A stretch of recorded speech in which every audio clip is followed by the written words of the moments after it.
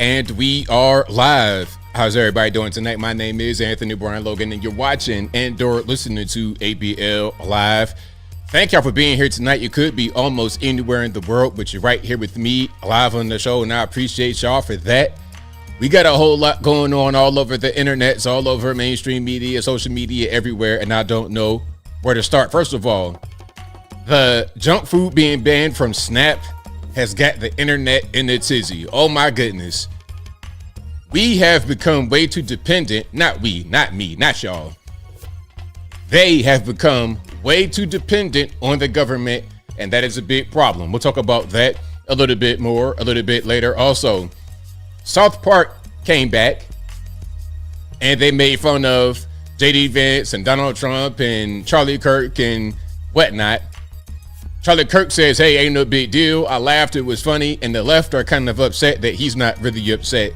We'll talk about that a little bit more a little bit later. Also, a video I put out that got a little bit of, some controversial reactions. The remote worker in India at the front desk of the hotel.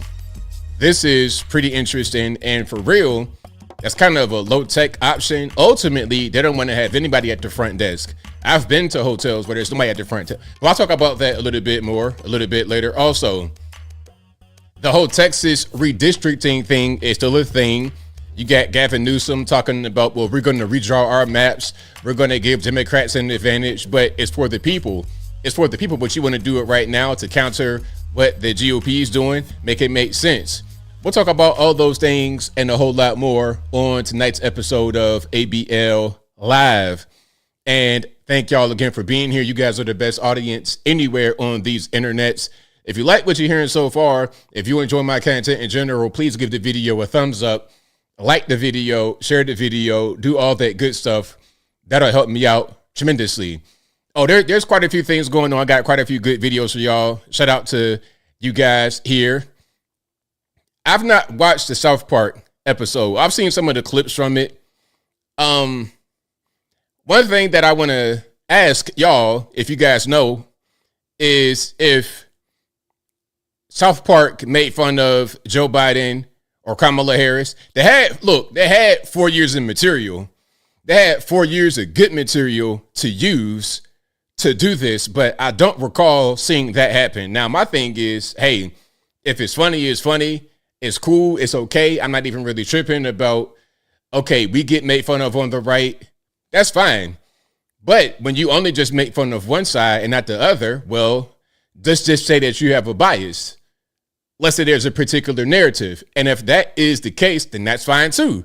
But don't say, oh, we make fun of everybody when you really don't do that. That'd be my only thing. So yeah, let's keep the Trump and JD Vance and Charlie Kirk jokes coming. But let's also get, hey, you had plenty of material for Joe. This guy's on the ground, both his feet up in the air. I'm seeing horseshoes on the bottom of his dress shoes. Okay, you bottom of your Stacey Adams or whatever you got on, Joe Biden. I'm seeing the bottom of him like this, up in the air on more than one occasion. I saw you rocking and rolling all on the sandbar. That would have been South Park gold right there. I could see it right now. The bobblehead moving on the sand when he's not catching his balance, right? That would have been perfect. That would have been perfect. They could have done that. They could have lampooned the Jimmy Carter funeral. Oh, I would have been. Listen, if I was the guys over at South Park, is it still what McFarlane, these guys? If I was those guys, I would go real deep. If you're going to get into some political comedy, let's do it. I would have showed Jimmy Carter. I would have done all of that.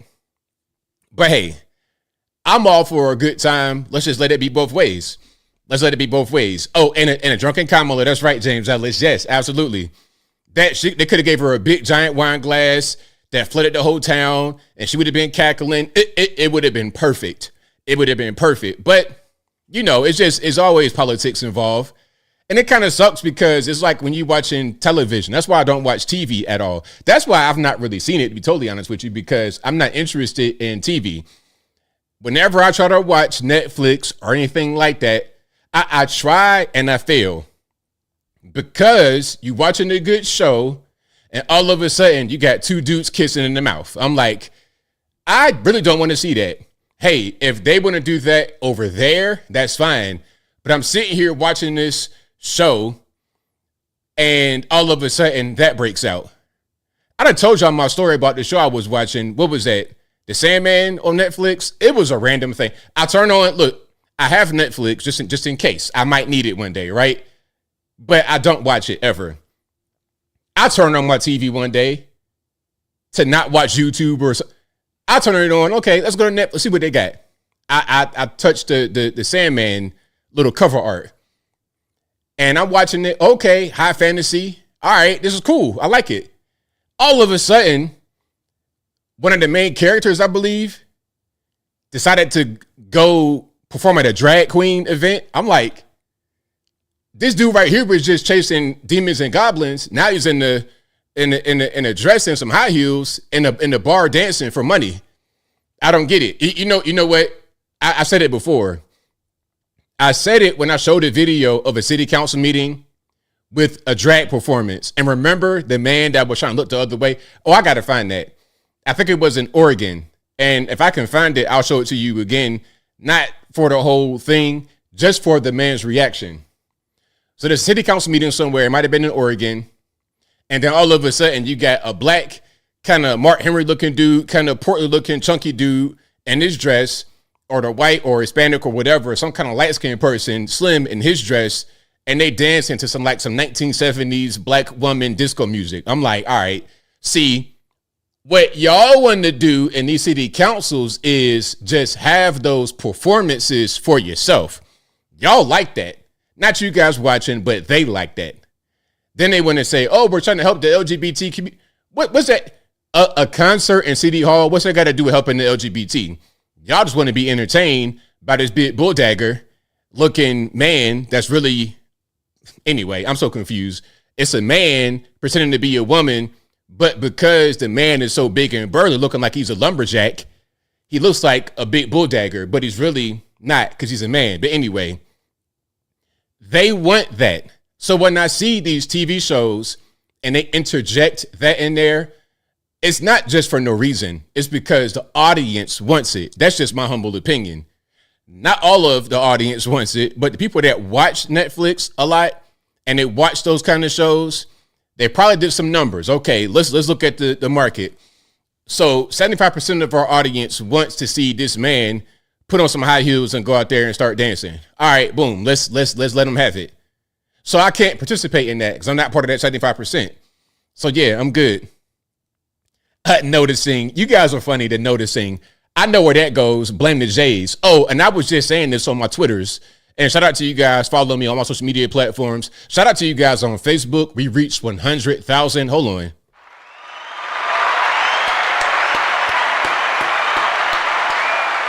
Hey, we reached 100,000 followers on Facebook. Shout out to you guys for that. Again, I did my thank you video just for them over there. But shout out to my friend Rob Smith for encouraging me to put content on Facebook, and also to Monique, our editor over here, the best editor anywhere in the world, the best editor anywhere in the universe, taking the clips from these live streams and repurposing them for Facebook, etc. So shout out to those two, and shout out to you guys for helping us get to where we got to go. But as I was saying on my Twitters earlier today,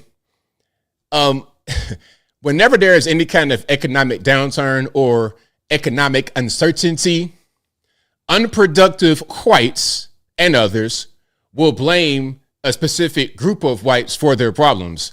It's a more nuanced way to blame the white man.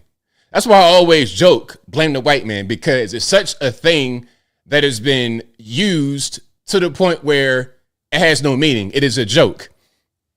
And when guys and girls, when they get a little bit more woke, they want to say, nah, it ain't just the white man, it's the Jews. And the Jews aren't white. All right, what are they? Are they black? Are they Asian? What are they? And the rules are so crazy. Okay, so check it out. If I'm Barack Obama, I'm black. Although I'm biracial, 100% biracial. Look, his dad is 100% black African, 100% black sub-Saharan, as they say over there on that side. 100% black African. His mom straight from the Mayflower. Okay, 100% black, 100% white. You add that, what do you get? You get black. Drake, his dad is black from Memphis. His mom is Jewish, named Sandy from Europe somewhere, I don't know. They come together. What is Drake? It's going to be a conversation because normally, because the mom's white, the dad's black, he's black. But now, oh, he's Jewish. Oh, okay, so it changes now. Oh, okay, that's funny how that works. Why is it that when somebody's biracial, they can't be black? I mean, they can't be white. They always got to be black. It's so many rules that don't make any sense. It's so many little constructs that are made up that don't make any sense. Oh, he's Jewish, therefore he's not white. All right. This dude got blonde hair, blue eyes. He's from Poland. I mean, come on. Benjamin Netanyahu, a Polak.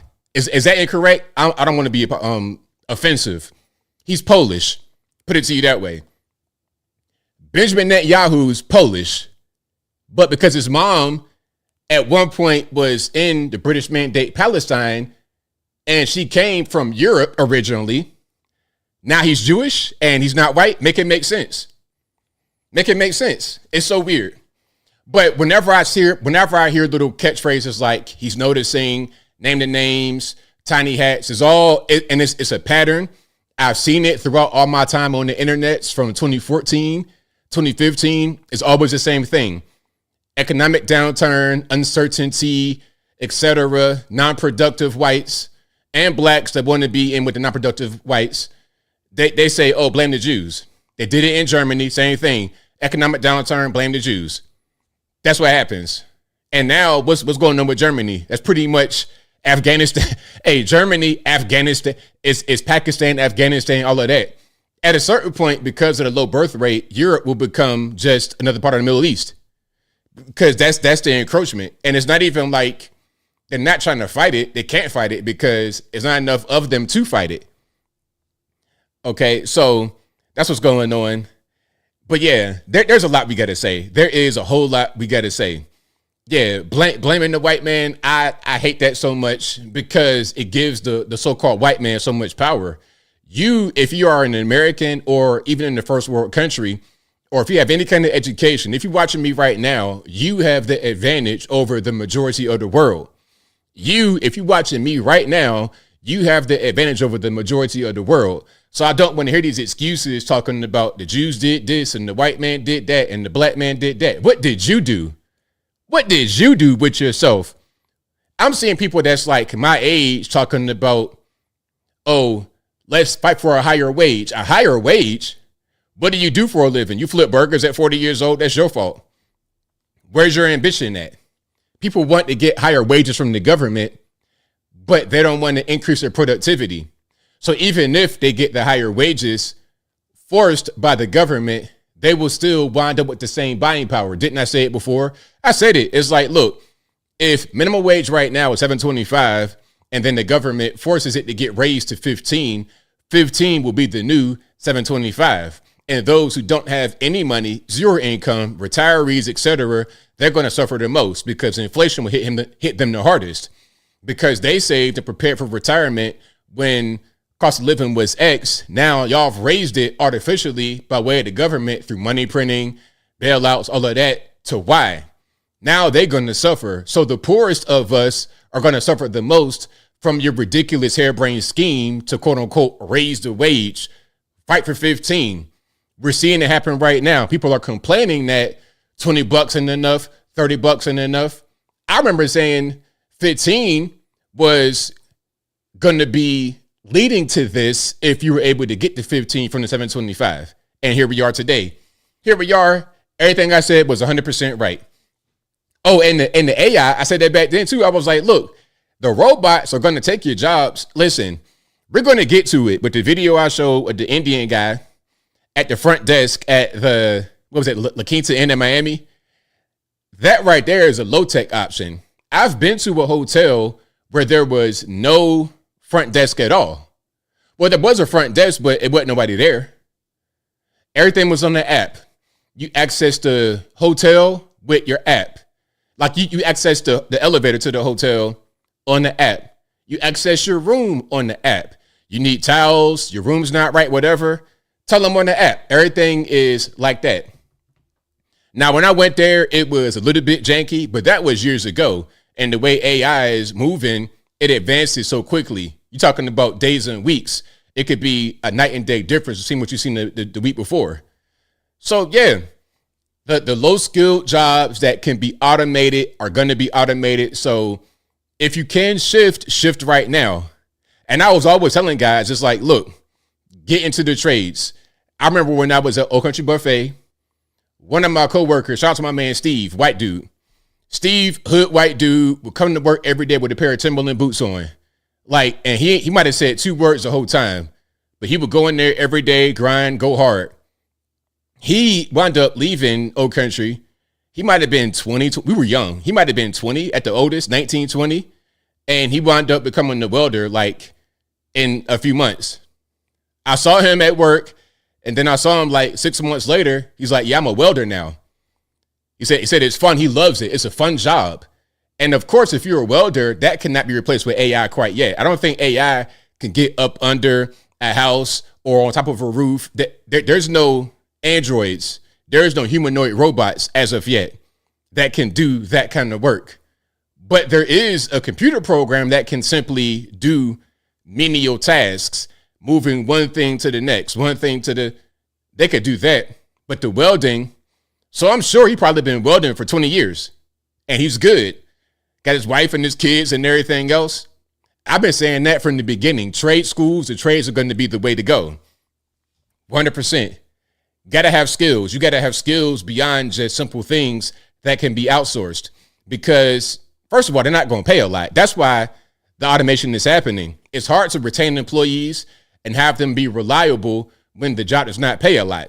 If you're paying $10 an hour, $15 an hour, what kind of person are you going to get is going to work there and be consistent, reliable, be able to get there on time, have transportation, they don't get sick, they don't have any kind of drug problem, they don't want to start stealing. The machine ain't never going to steal. The machine ain't never going to have no sick days, no drug problem, no anniversary, no vacation. The machine will always work. All you got to do is just service the machine. So that's what that is. We get to that because that whole thing with the hotel, we're going to get into that. And then someone said something about West Virginia and the EBT. I will get into the EBT in West Virginia. Oh, yes.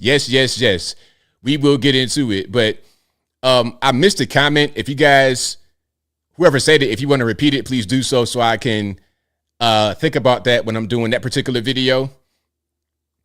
But shout out to you guys. Bald Tire, I'm reading back on the old comments. Bald Tire said, people still use Facebook.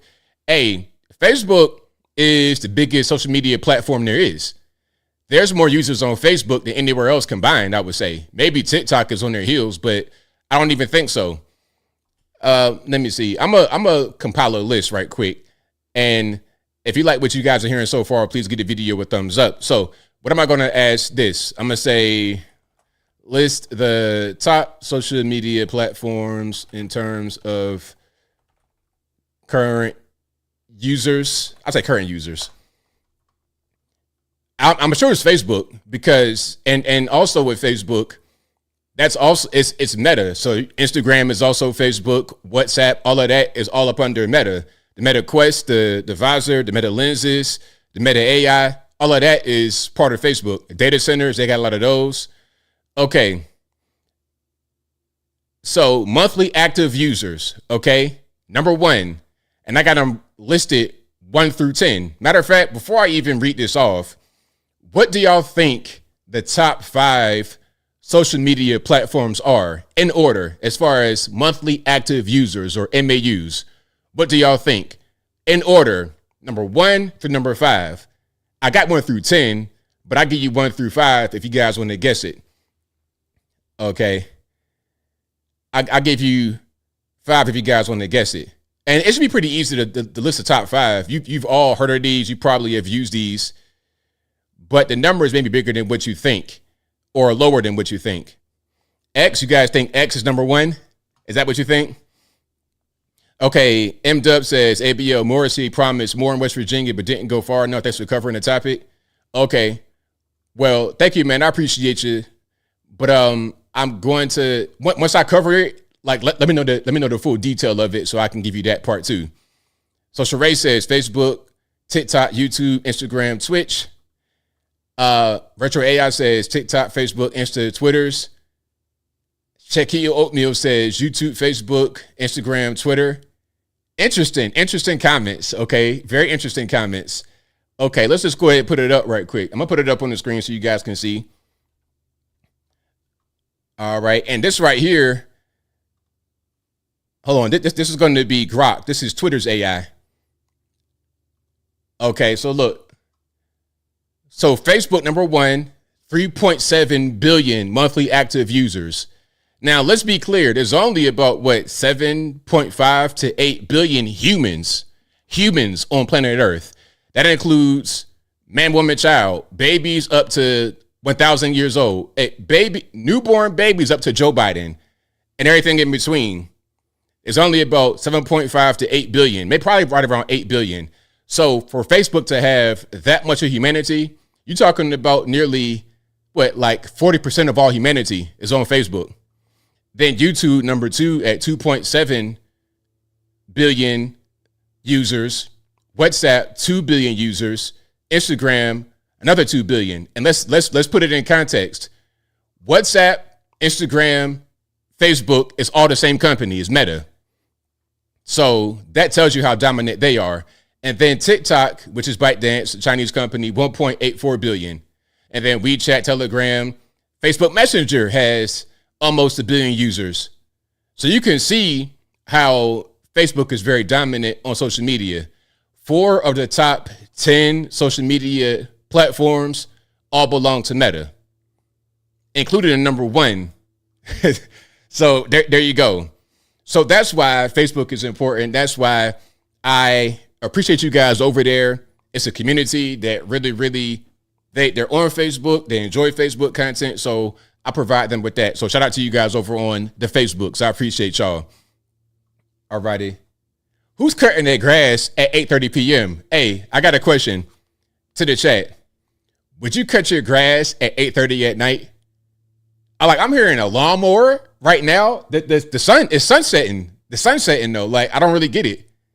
It ain't been raining or nothing all day. You're gonna pick right now to cut your grass. Right when I'm doing my stream. Hopefully you can't hear it, because sometimes when I'm recording, if my neighbor, shout out to he's a good neighbor, great neighbors. I have fantastic neighbors that live right next to me. But if I can, sometimes you be cutting the grass in the morning and I can hear it sometimes here. But 8:30 p.m., bro. Really? Is that what we doing? Your neighbor is, Scott? So I got a question before I move on. How many of you guys are going to cut your grass at 8:30 or close to sunset? Okay, Philip says, yes, I would if the mood was there. Beef and Chicken says, my husband would. It does get hot. Hold on, it says, can you hear it? It does get hot. It's hot here. It's been hot this summertime. 95 degrees is whatever. I'm hot right now. I'm about to bust into flames. But the solution, today's Saturday, right? So anybody at work, the solution is get up early in the morning. I'll probably cut the grass tomorrow, and I'll probably get up I'll be out there at 9 o'clock. So right before it gets to be, the sun is fully out and fully just engulfing you. And after a little bit of that dew has worn off the grass, so it's not going to lay down, cut it right there at that sweet spot, about 9:30. Get a little bit of sun, but not too hot. It's perfect. JV says 120 degrees in Phoenix. Now look, 120 degrees, you ain't cutting no grass no way. You out there just shuffling rocks around. You out there brushing the dirt off of your car. You out there trying to not burn up in your leather interior. Can you even have, listen, if I had a dealership in Phoenix, I would not even sell you no car with leather interior, because what's the point? If you don't put up no sunshade or some kind of way to prevent the UV rays and the heat from just burning your car, you're going to be toast. You're going to be toast. Oh, the never ending leaf blower, yeah. Now, luckily, I don't live in a big, these are not really big lots with these big trees that just keep shedding like a dog everywhere. It's not like that. So if it's a leaf blower, it'd be just for the grass clippings, but it ain't going to be for no big leaves.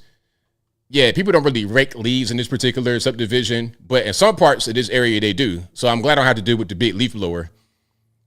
Desante Flight says it is raining inside dust storms. Couldn't do it. Can do it. Not in the least bit. Hold on. Phoenix on Molokai says, in Hawaii, I do my yard work before the sun hits a high. Exactly. Same. Yep. Get out early in the morning. Sherry says, best time to cut grass, cooler outside, weather-wise, and cooler with beers inside. Great Bowls of Fire says, man, I get up at 5 a.m. for work. Get up early to cut the grass. Hey, man, I'm up early all the time. Because I'm trying to be productive. I'm trying to just do stuff and get things done aside from the internet. So I'm trying to just do stuff. I'll probably cut the grass in the morning tomorrow. If it don't rain or nothing, I for sure will. Give me some topsoil and overseed and all that good stuff. But anyway, I'm talking too much. Shout out to you guys. I appreciate y'all for rocking and rolling. We got quite a few videos to get into today. I appreciate y'all for joining as always. If you like what you're hearing so far, please give the video a thumbs up. Like the video, share the video, do all that good stuff. That'll help me out tremendously. But before we get into anything, shout out to you guys for being the best sponsor, the first sponsor of the show. Shout out to my other sponsors, patriotpost.us, your best source of news and information anywhere on these interwebs. Their link will be in the description, as always, or go to patriotpost.us. Tell them that ABL sent you. Also, please go to the merch website, ablmerch.com. That is ablmerch.com. We got the hats, the t-shirts, stickers, the hoodies, mugs, and more right there on the website, ablmerch.com. Also, please go to the regular website, anthonyblogan.com. That is ANTHONY, the letter B, LOGAN.com. They'll be able to find articles for each long form video that I produce. And in each article, I got sources from the left, from the right, from the center, from the Democratic, Republican, politically agnostic, whatever you want, I got it. It's right there on the front page of the website, anthonyblogan.com. Also, please go to the contact page of the website, anthonyblogan.com/contact-us. There you'll be able to find my email address, my email address, my UPS box, of course, my social media accounts, my Facebook, Instagram, Twitter, never going to call it X, TikTok. All those links are right there on the contact page of the website, anthonyblogan.com/contact-us. And as I always say, if you're ever wondering if you're conversing with me on the interwebs or not, you're not, especially if it's not coming from my email address. Again, contact@anthonyblogan.com. If you can't remember, it's fine. Go to the website. It'll always be right there on the contact page. If that email is not talking with you, it's not conversing with you, it's not me. So don't believe anybody in the comment section. Don't believe these random 5,000-digit WhatsApp numbers emailing you. It's not me. It's not me. You're going to get scammed. And I'm not trying to be involved in you getting scammed. I don't want to get no emails. Listen, if you get scammed by somebody, I promise it's not me. Call the police, try to figure it out, but they're going to be somewhere way across the water, Lagos, Nigeria. They're going to be in some Hyderabad, India. It's going to be 1,000 Indians in one room scamming you. So please, please, please, I beg you, don't do it. Or Eastern Europeans. It's going to be Zelensky in the room with a bunch of his homies scamming you, okay? It'll be them. So let's not do that in 2025. Please, please, please use your common sense. But we got quite a few things going on here. I want to go back a little bit. This is going to be 1998, okay? Now, the reason why I said it like that is because this is a long time ago. You're talking about, 27 years ago? It's been quite a long time ago. And I want you guys to watch this because this is Slick Willie talking about the effects of immigration on the country. You can see the date right there. This is him talking about that back then when he was the president. Now, I'm not quite sure if this is before or after the whole Monica Lewinsky kerfuffle, but I digress. Let's go ahead and check it out. In our history, each year, nearly 1 million people come legally to America. Today, nearly 1 in 10 people in America was born in another country. 1 in 5 school children are from immigrant families. Today, largely because of immigration, there is no majority race in Hawaii or Houston or New York City. Within 5 years, there will be no majority race in our largest state, California. In a little more than 50 years, there will be no majority race in the United States. No other nation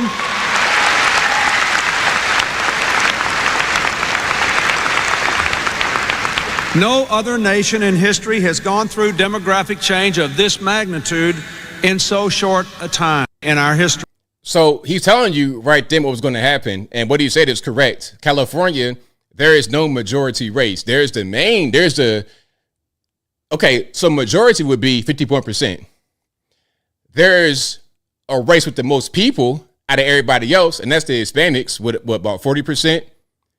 Although they're the top race, there's more of them than everybody else. They're not the majority though. That's the issue. So then when it comes down to, if you are a group of people that have been Americanized and y'all kind of on the same page that way, that's one thing. But when everybody is from everywhere and they stick to their culture from their country of origin, you're going to have Tower of Babylon. You're going to have a lot of confusion, because I think we should live this way. You think we should live that way. And he thinks we should live, and everybody got their own opinion. Everybody's right. Everybody feels the way they feel. And at a certain point, it's going to be a conflict. We've seen some of the conflict with the illegal aliens. I call it the BBR, the Biden border rush. Through the BBR, there was a bunch of conflict between people that had been here. It didn't matter what color they were. We saw it in Springfield, Ohio, Chicago, Illinois, Los Angeles, all over the country. We saw illegal aliens, asylum seekers, migrants, whatever you want to call them, battling with Americans of all colors for resources, including jobs, housing, food, everything. Instead we got a housing shortage. Well, what if we could just, get rid of 10 million people, just send 10 million back to their country of origin? Would it be a housing shortage? Then I don't think so.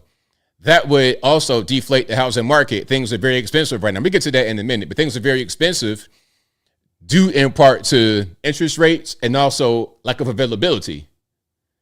A lot of the houses that are available are going to cost an arm and a leg in your firstborn child, but there's other houses that should be available that don't cost that much, but they're being occupied by those who are not here legally. So it's an issue. And listen, I have no problem with legal immigration, just to be clear, because I don't want nobody to take it the wrong way. You hate immigrants. No, it's a difference between an immigrant and a migrant. An immigrant is somebody who comes here legally, does things the right way, and a bonus, if you will, which should be a requirement, but they're productive. You come in here legally and you're productive, I have no problem at all. It's the illegal aliens, the invaders, the criminals, the ne'er-do-wells, the welfare couch riders, the EBT card recipients, 500 pounds here illegally. It's like, why do we have you here? If you're going to be here illegally, at least work for like $5 an hour. You're not even going to do that. You're just going to sit around and eat all day. You can go right back on the train, Alligator Alcatraz, then go on the plane, train, automobile. I don't care how you get back to your house, but you got to get up out of here. Okay. So did you guys see JD Vance running? You know, the media, they're going to, anything that JD Vance does, anything that President Trump does is going to be a big deal. It's going to be a huge deal. So JD had this kind of little jog that he was doing, and they put him on the TikToks and whatnot, making fun of him. So JD Vance is here to explain it, and you can see the little jogging question on the right-hand side. Check it out. And somebody was like, "Oh, he runs funny." No, the actual, it's like the dad run. The dad run. But I was actually, my kids really like this game called Ogre, where I like chase after them, but I don't run full speed. And so I was playing Ogre, and that was what caused the great scandal of how I ran it. And somebody was like, "Oh, he runs." I mean, I think that he's telling the truth right there. Of course, it's like, as you said, it's the dad run. Okay, that's what you do when you like chase after little kids. You know, you got your kids out there, you're playing with them in the park. That's what you're gonna do. You're not trying to like hawk them down. You're not gonna do the whole police officer run. You're not gonna do that. I mean, it's a little bit overkill to be outside just playing with your kids in the park. A little police officer run. What you gonna do? You're gonna arrest them? You're gonna throw them in the vehicle? Hey, and since I'm right here talking about police officer tactics in inappropriate circumstances, hey, to y'all solicitors coming to my house trying to sell me pest control and your little hover round or whatever you got, the little mono scooter, you know what I'm talking about, the little Paul Blart Mall Cop type situation. You hit my door like the police. Boom, boom, boom. Oh, listen. I almost got my gun. You almost got sent to the big man upstairs because why are you banging on my door? Bro, I have a doorbell. I have a Ring camera doorbell. Matter of fact, when you come up to it, it's gonna light up. It's gonna light up. So you can't miss it. It's right there. You cannot miss it. Bam, bam, bam. Hey man, you almost got a bam, bam, but in a different way. I tell you what. So yeah, don't do that no more. Hey, I almost went outside. I was getting ready to, but I was not trying to make a scene. I wasn't trying to do that. I'm trying to be a good neighbor. Okay, I'm not trying to have to cuss this 19-year-old white guy out in front of my neighbors. But please don't do that no more. If you watch me right now, bro, don't do that. Don't do that no more. Anyway, but shout out to you guys. I appreciate y'all for rocking. Let's talk about the big beautiful bill incentivizing job growth. If I can get the video to stop, that'd be fine. Okay, if I can get the video to stop, that'd be great. Let me go ahead and get this up here. All righty, there we go. Perfect. All right, big beautiful bill, getting jobs back in the good old US of A.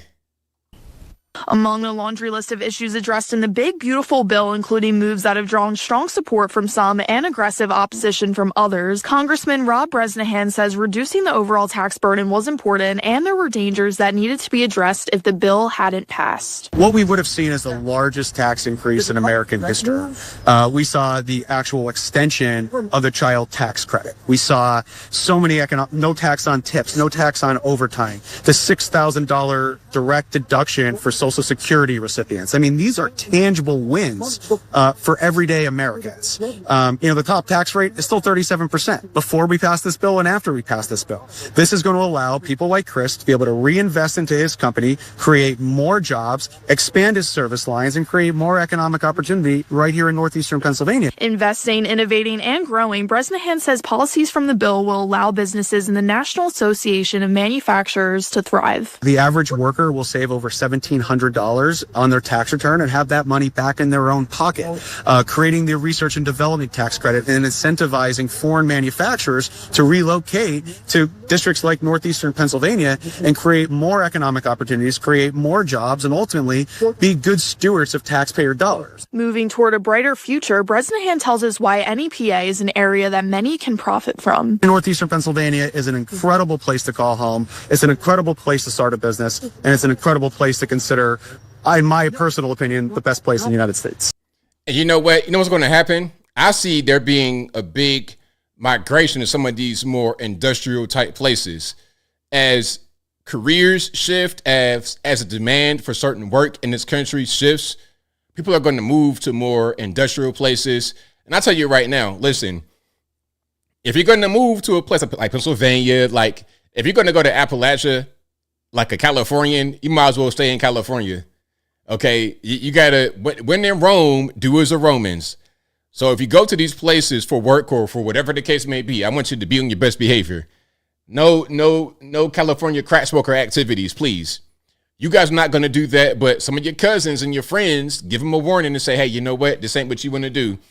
Don't go down there acting the fool because, hey, they will deal with you. They will deal with you down in Appalachia and other parts of the country where they don't tolerate that kind of stuff. Now, look, let's go to New York City.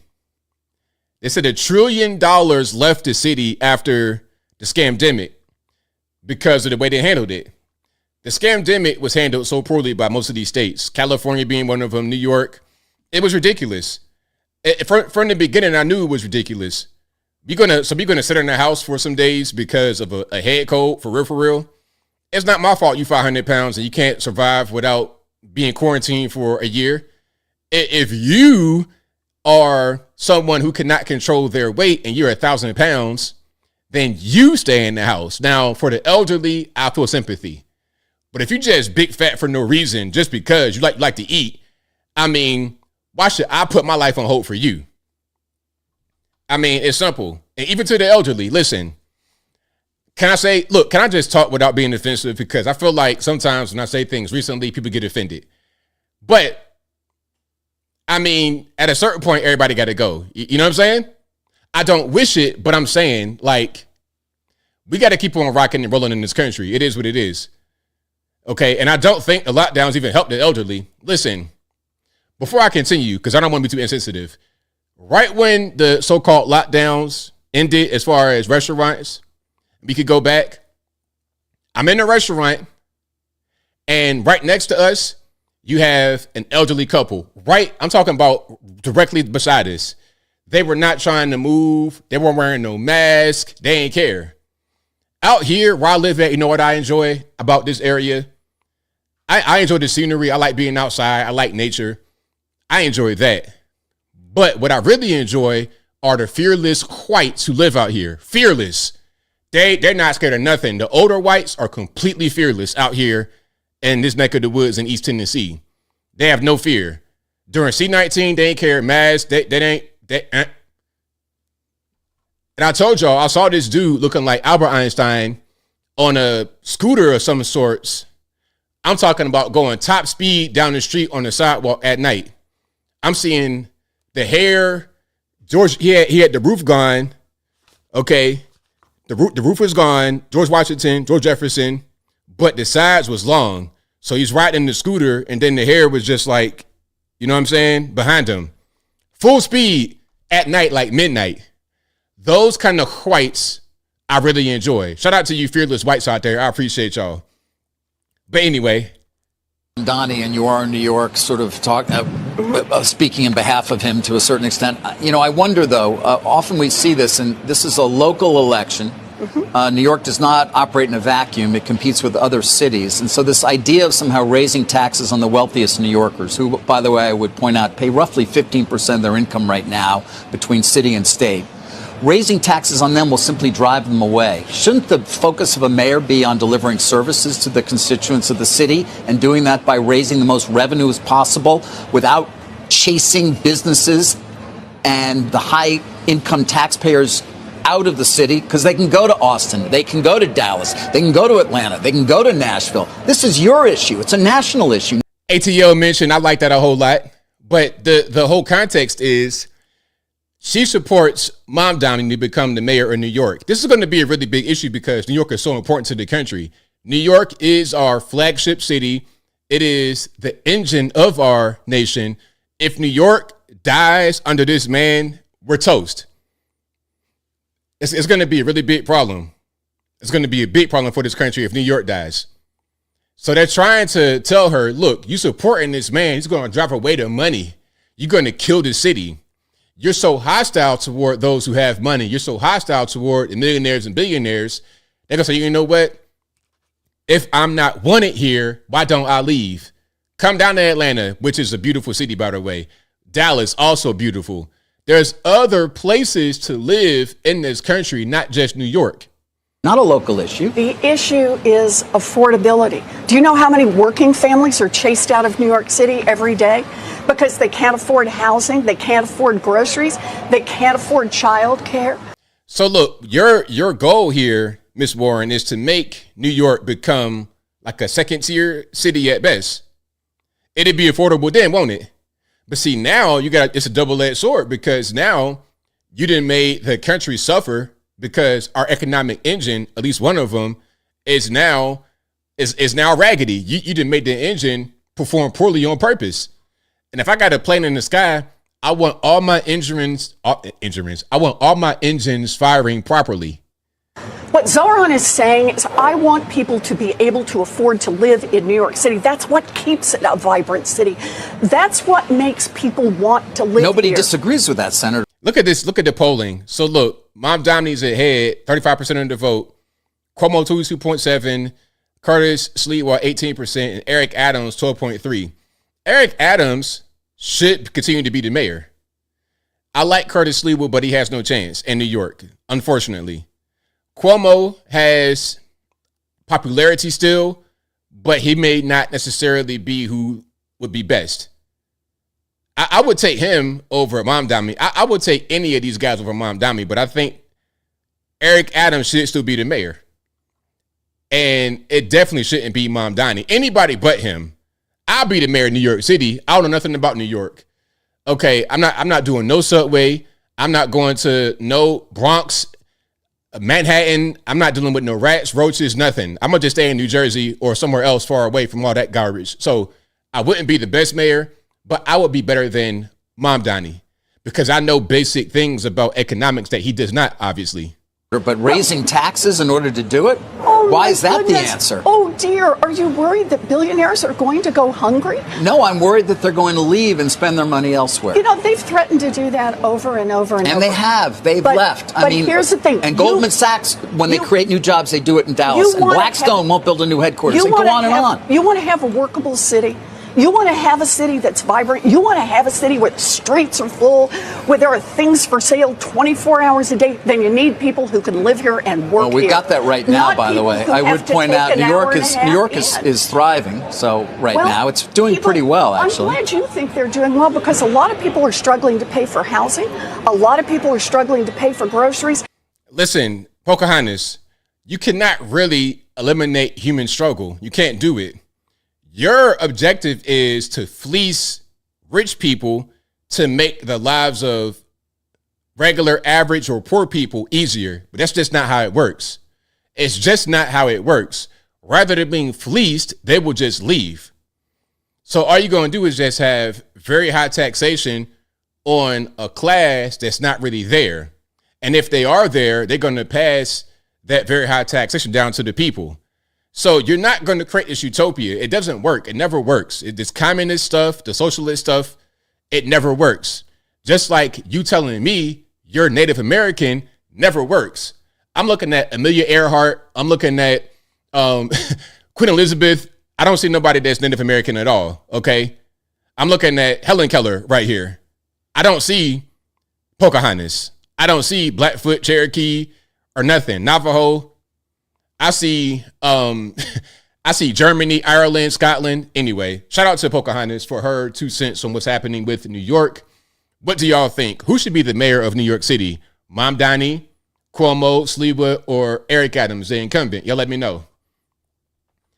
Okay, now, what's happening in Minnesota, in Minneapolis to be specific? Defund the police. We hate the police. All this and that and the third. Remember that from the George Floyd time back in 2020? What has happened to Minneapolis since then? Let me share something with you. So on Monday, I get a text from my property management company saying that they've retained an outside security company to address the numerous complaints about loitering and drug sales in the neighborhood. So beginning today, you will see these security personnel around the properties and in the neighborhood. It goes on and on about procedures. Okay. Today's Wednesday. It's 2 days later. I get an email from my property management company. And they said, we're disappointed to share that the security company that was hired has pulled out of the neighborhood. After a day and a half of doing recon and observing activity in the neighborhood, they decided the problems with crime exceed their resources to control. We will continue to work with organizations in the neighborhood and explore other options to improve public safety and so on. Just wanted to share that. Okay, you know what? I have a novel idea. Y'all ready for it? I mean, this right here is groundbreaking. Might be the first time they've seen this in Minneapolis, at least the first time in quite a long time. My novel idea is to bring the police. Hey, call the cops, call the authorities, call them to deal with the issue. And then when you do call the police and they arrest people, let's have the judges, prosecutors, whoever, lock them up for a long time or long enough time or at all. Because what happens in a lot of these places, even if the police want to arrest them, nothing happens. It's just like, whatever, no big deal. Yeah, they were just breaking in the house. Yeah, they were just robbing the convenience store. Yeah, they were just doing this, that, and the third. But let them go. No big deal. That just creates more of it because you saying it's okay. If you just let them do that and there's no punishment or no harsh punishment, the message is it's okay to loot. It's okay to steal. It's okay to shoot, thug and drug, smoke crack outside in the middle of the daytime. It's fine because I'm not held accountable. So you telling me it's okay. Now, I don't know about y'all, but I don't think that public crack smoking should be things that we see. That really shouldn't be okay. shoplifting shouldn't really be a thing that's okay. But when you say it's okay by a lack of accountability, a lack of punishment, it is okay. So yeah, private security, that's a good, that's cool. That's a good little solution, but you got to have actual law enforcement to actually back them up. If you don't have that, then you're not really doing nothing. That's kind of how that goes. Matter of fact, I got a video about that. Hold on. I had a little bit ahead here, but I want to play it because it's pretty important. But if you like what you're hearing so far, please give the video a thumbs up. Like the video, share the video, do all that good stuff. That'll help me out tremendously. Oh, here's a good one. This is good. This is good. Hold on. Let me show you guys this right here. Now look. See, this right here is kind of an example. And this is more of an example of what not to do when you get pulled over. Now, I've done videos about how to get pulled over and not have a problem. I got pulled over out here in northern Georgia. GSP pulled me over. Nicest guy in the world. White cop, just a regular good old guy. The type guy that you see with his kids at the park feeding ducks. Nicest guy.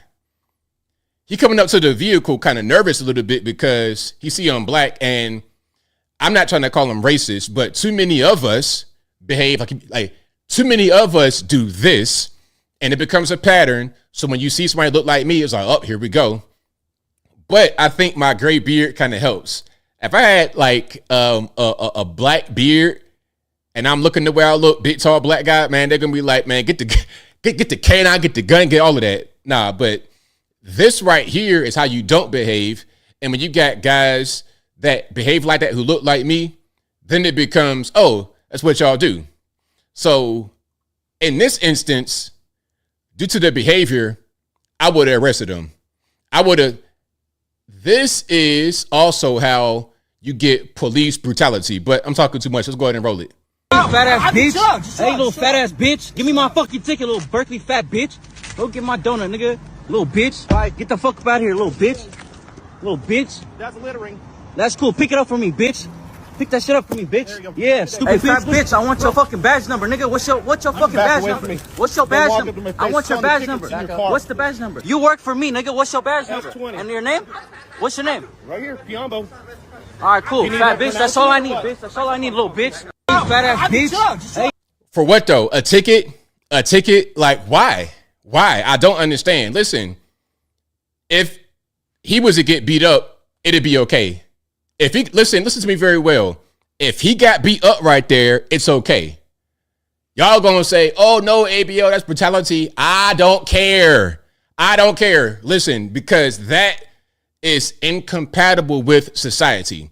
We don't got time for you to be bucking on the cop, all in his face, threatening, over a ticket, bro.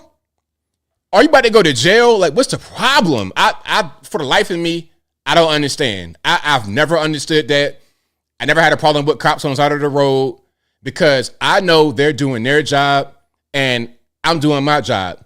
I'm being a responsible, law-abiding citizen, and they're doing their job to enforce the law. That's all that's happening. That's all that's happening. You respect them, and they're going to respect you.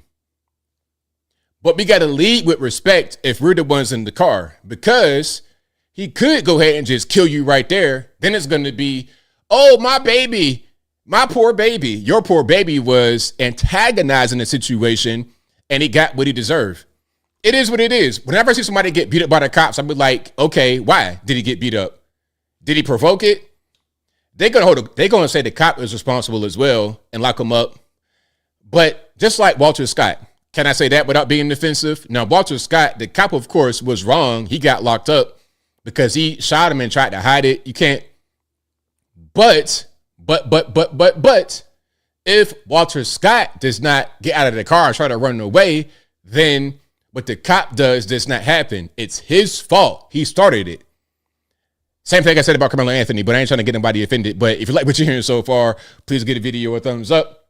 Like the video, share the video, do all that good stuff. That'll help me out tremendously. But you don't do that. When you get pulled over, you could do anything else other than that. Because if he do something to you, then now it's everybody want to start crying. Now here's one more video. about that type of YN behavior. Now, in New Jersey, what's this? Gloucester Township. So in Gloucester Township, we got Gloucester in Virginia, is what's how I pronounce it. In Gloucester Township, they are proposing locking the parents up for a certain period of time if they have repeat offender children. And this new ordinance here in Gloucester Township lists 28 offenses ranging from felonies to minor infractions like loitering or breaking curfew. Now, if a child is found guilty in juvenile court repeatedly, well, that's when a parent or guardian could face 90 days in jail. So look, okay. What do y'all think? 90 days in jail because your child is a repeat offender for loitering? You know the typical stuff they do. But I don't think that's the way to go about it. I would just say punish the offenders harder. In Virginia, listen, you could be 14 years old, try as an adult. Off the rip. So let's say you're 14 years old, you got a gun on you. It's illegal. You're doing 5 years in the penitentiary. Off rip at 14 years old. Yes, you will. That's how we do. We don't play around with you. We're not trying to, be soft on crime. And it works. It works. Those of us that want to be law abiding, we don't complain about stuff like that. It's not an assault on black people because we know how to behave. And those that don't know how to behave got to get dealt with. Simple as that. I don't care. And I don't care what the color is because it's going to be the same thing for anybody. Okay, you want to be a crazy white boy out here doing the YN behavior? You going to jail too. All of y'all going to jail. You want to be out here trying to threaten people, making bombs, trying to gulag, big rocks, little rocks. If you're law abiding, we're going to support you. We're going to help you. We're going to protect you. But if you're not law abiding, you got to go over there. You got to go. So, yeah, the punishing the parents, I understand it. I understand the sentiment. I do. But I think that the most effective way is to punish the offender. Because if you're a repeat offender, that means you're probably not really getting punished. Again, if there's no punishment, if there's no reason to not commit crime, you should just not want to commit crime because you're law abiding. However, some of us don't think that way. So you got to make them be law abiding. And if they don't want to be, then they got to go over there. Exactly, Devin. Big rocks to little, for sure. And you know what? At a certain point, there's nothing else but punishment. There's nothing else but you got to get shot or get beat up to understand. Ain't no more, you 14 years old, ain't no more role models, ain't no more dad in the house. At that point, it's over with. You're already pretty much an adult. Now comes accountability. Now comes punishment. And maybe if you get shot, paralyzed, or you get sent to the penitentiary, you'll learn at that point. Just maybe. Anyway, that's why they always say, part of the reason, if you cannot read on grade level by third grade, it's over. If they're 14 years old behaving like that, it's over with. Lock them up and make it be a harsh penalty. That's it. But anyway, Texas, we got redistricting going on. And this feels so much like 2016. Wasn't Beto around during 2016? Hold on. Remember Beto O'Rourke? Some of y'all have no idea who this man is. So Beto O'Rourke was a U.S. House rep in Texas from 2013 to 2019. I think I remember him really being out there in 2015, 2016, because he was active running right around then, 2014 and 2015, 2014 and 2016, he won his races. So he's back talking about what's happening in Texas. And again, he's not been in office since 2019. This has been 6 years now. But here he is again talking about what's happening with Texas. Check it out. We're not going to let him stop us. Are you with me on that? Ándale. It also means, as Mark was saying earlier, we don't await the punch thrown by these would-be fascists to land. We punch first and we punch harder. We want California and New Jersey and Illinois and Maryland and every other state where the Democrats hold the governor's mansion, the assembly, and the state senate to redraw their congressional districts now, not wait for Texas to move first, to maximize Democratic Party advantage. Listen. So what you want to do is further gerrymander your maps, because Illinois, we saw Illinois' maps. They already gerrymandered to the max. It's crazy in Illinois and California. They're already gerrymandered. Democrats are the masters of gerrymandering. So now it's okay, because Texas said we want to embolden our people. We want to strengthen our people to have them in districts that best represent them. So now you say, oh, they're trying to get an advantage in the House. We're going to double down on our gerrymandering. At the same time, trying to say that they're wrong and calling it gerrymandering. If it's wrong to gerrymander, then why are you doing it? Why did you do it before you accuse Texas of doing it? Make it make sense. You may say to yourself, well, those aren't the rules. There are no refs in this game. Fuck the rules. We are going to win whatever it takes. We're going to take this to them in every way that we can. We're not going to let. So what do y'all think? Beto O'Rourke for president in 2028? How about it? Is he going to run? Is he going to do it? Andale, bros. Let's go. Andale. I'm running 2028. Is he going to do it? Hey, man, it's so much 2016 stuff happening right now. It's crazy. I feel like I just traveled back in time. I'm seeing Beto O'Rourke. I'm seeing trolls blaming the Jews. It's like, what is happening? Did I time travel, or is it still 2025? I don't know what's going on, but y'all know what to do. If you like what you're hearing so far, please give the video a thumbs up. All right. Now we got Nancy Pelosi talking about gender affirming healthcare. And look, this wig is all over the place. Party city at best. At a certain point, can we just allow our seniors to rest? Is that too much to ask? She's got to be about 90 years old already. Let her rest. Her and this Chewbacca on her head. But let's check it out. How is your office responding to the pauses in gender affirming care here in California? Well, that is something that I'm working for at the national level, and we have, how can I say, are hoping that we can have gender affirming care for our trans kids, and that it's a sad thing for us. I'm not totally. I don't know what effect we can have nationally with what we have going on in the White House and in the Congress. It's really very sad. If you were there, outside our door, we have a trans flag. Outside of our door in the office, congressional office building, we have the trans flag, as do some of our other colleagues.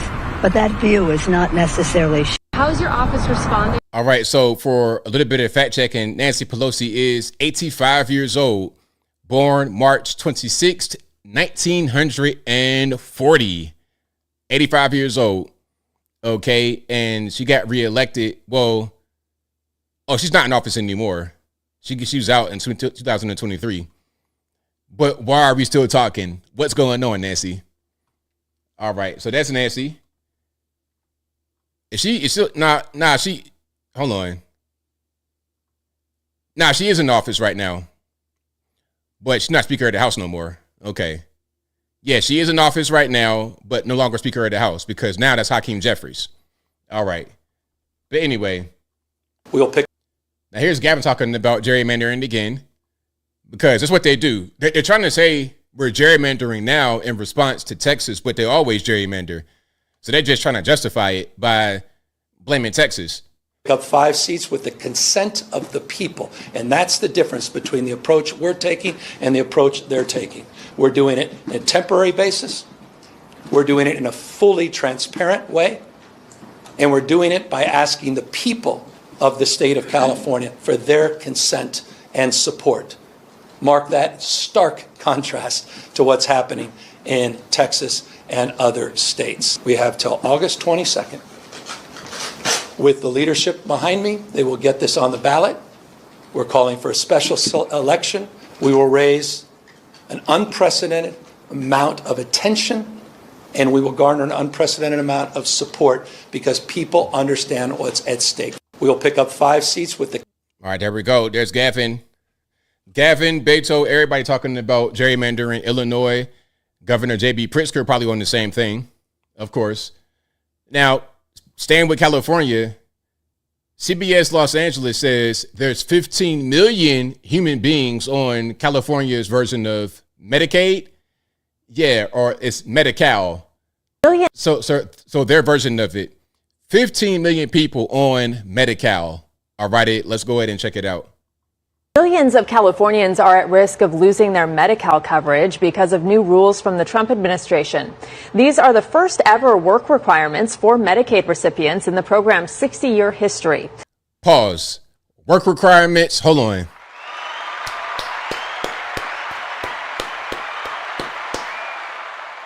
Now, before anybody gets offended, as we love being offended nowadays, before anybody gets offended, specifically, I'm speaking about those who are able-bodied.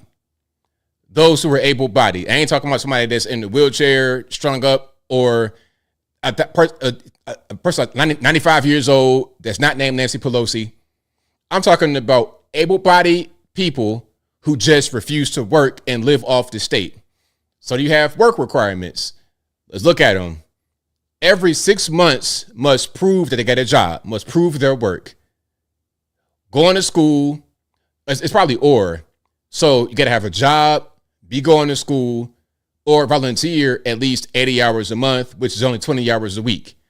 If you can't volunteer somewhere 20 hours a week and you're able-bodied, I don't really get it.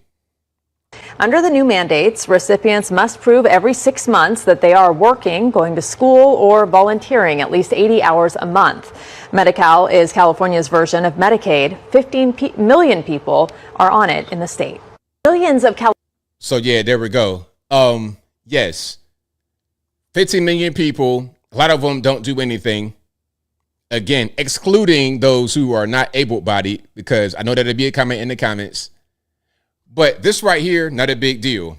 What do y'all think? Are the work requirements too steep? Are they too strict?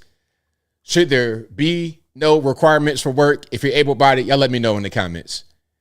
Okay, y'all let me know. But yeah, I like that. I like that playing a whole lot.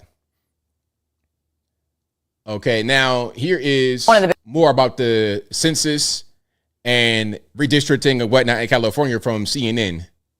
One of the big things is it helps decide congressional maps. Right. Does this have everything to do with redistricting? Well, it does. In fact, we know the 2020 census, the errors were almost always to the detriment of red states. Blue states like Rhode Island. Do we know that? We do know that. The Census Bureau's own audit of its work has proven that. Blue states like Rhode Island were overcounted. Rhode Island then didn't lose a seat. Red states like Alabama were undercounted. Listen, this is just a fact. It wasn't all red-blue, but it was disproportionately red-blue. One of the big things is it. Well, there you go. So, you got these errors that happen, and then it's affecting us. It's affecting red areas, red states. President. Now, here's more about the California situation. Trump is now directing the Commerce Department to create a census without undocumented immigrants. Census data is used to create district maps and allocate federal funding for everything from schools to infrastructure. The nation has historically counted every person in the U.S. for the census, and the change could make a massive impact on Southern California. President Trump tried to add a U.S. citizenship question to the census during his first term, but was rebuffed by the Supreme Court.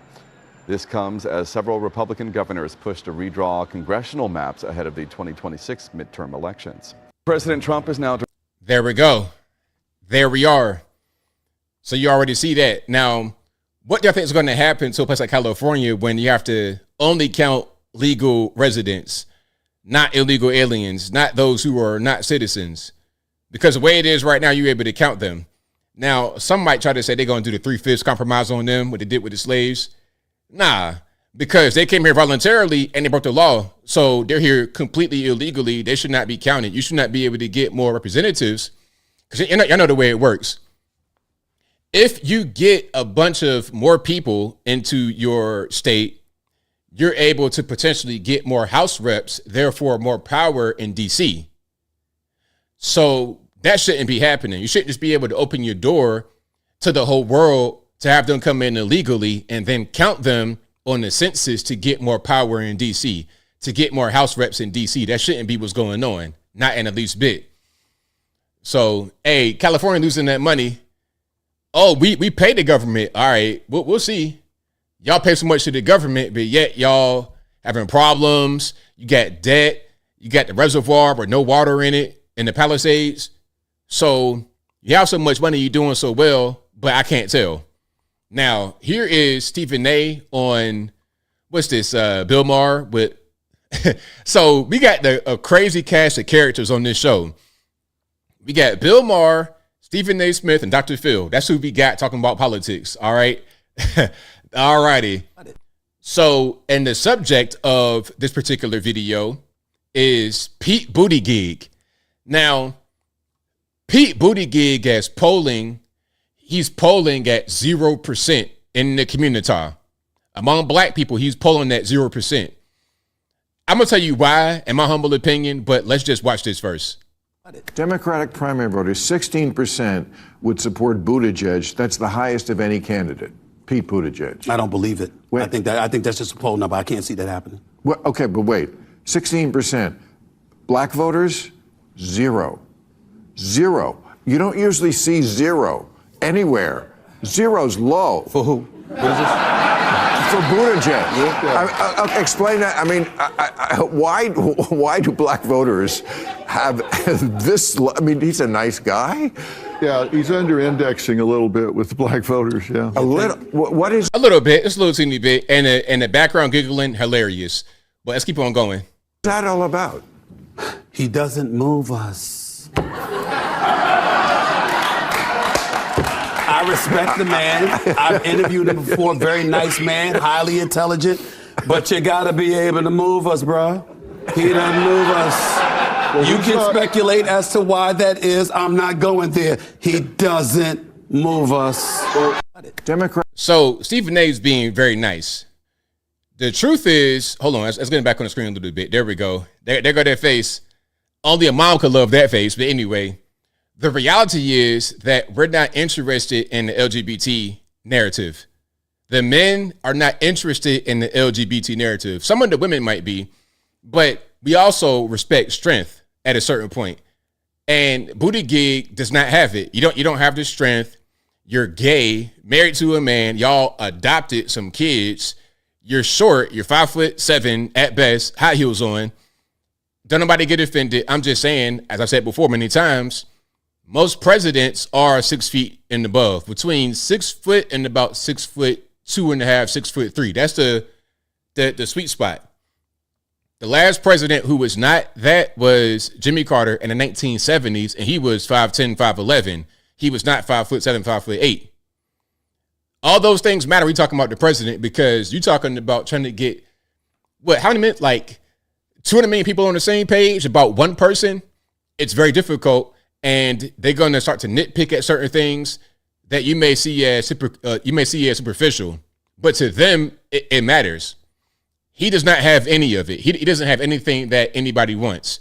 And I think the polls that say that he's in the lead with some people, it's a lie. The same way that happened with Iowa. Iowa trying to be very progressive, trying to send a message to the whole world. They elected Pete Buttigieg to be their nominee in Iowa when the primaries first started back in 2020. Remember? But he didn't win anything after that because what Iowa did was just virtue signaling. It was not real. It was not real. And then when the community came into it, you got old man Biden because he is a Barack Obama relic. If not for Barack Obama, Joe Biden would have never become the nominee. Now, would it have been Buttigieg? I don't think so. I don't think so. But really, to be totally honest, the Democrats don't have anybody. That's why they're trying to say Stephen A. Smith should run. They're trying to say Stephen A. Smith should run for president. It's like, man, nah. Stephen A., cool guy, I suppose. Nice guy, maybe. But the president, absolutely not. Now, look. We got Greg Gutfeld going on Jimmy Fallon. Do you think it'll be enough? Hold on. I ain't going to play the whole thing, but I want you to see what's going on here. And I think there's an article I want to pair with it. Yes, there is. There's an article I want to pair with it. Because we all know these talk shows are dying. They don't have anybody for anything. They don't have anybody to talk politics. We got Bill Maher, Stephen A, and Dr. Phil talking about politics. Then on a late night shows, don't nobody want to watch. Anybody trying to watch Fallon and them talk about Orange Man Bad, sock puppets on Colbert. Don't nobody want to see that. Okay, but hold on. Let me show you that article right quick. And then also, if I can find it. Yeah, there we go. There it is right there. Perfect. Because it was crazy what they said. Jimmy Fallon kisses a conservative ring. Look at this. This is on Vulture. Jimmy Fallon kisses a conservative ring because he brought on Greg Gutfeld. Now, we all know Gutfeld is the current king of late night because he's over on Fox, and he has a show that's actually funny. People actually watch the show. They're actually interested in Greg Gutfeld. They like Greg Gutfeld. It's not just I hate President Trump every night. It's a good, lighthearted show that you can relax to after a long day of work. Okay, that's what his show is. That's what Fallon, Colbert, and all the rest of them have forgotten. But let's go ahead and check this out right here. Still in the trench, causing off the drill of suspense. All my people like that barbed wire drill in the fence. Our next guest is the host of Gutfeld, which airs on Fox News weeknights at 10 p.m. He's also the host of the game show What Did I Miss? All episodes are streaming now on Fox Nation. Please welcome Greg Gutfeld!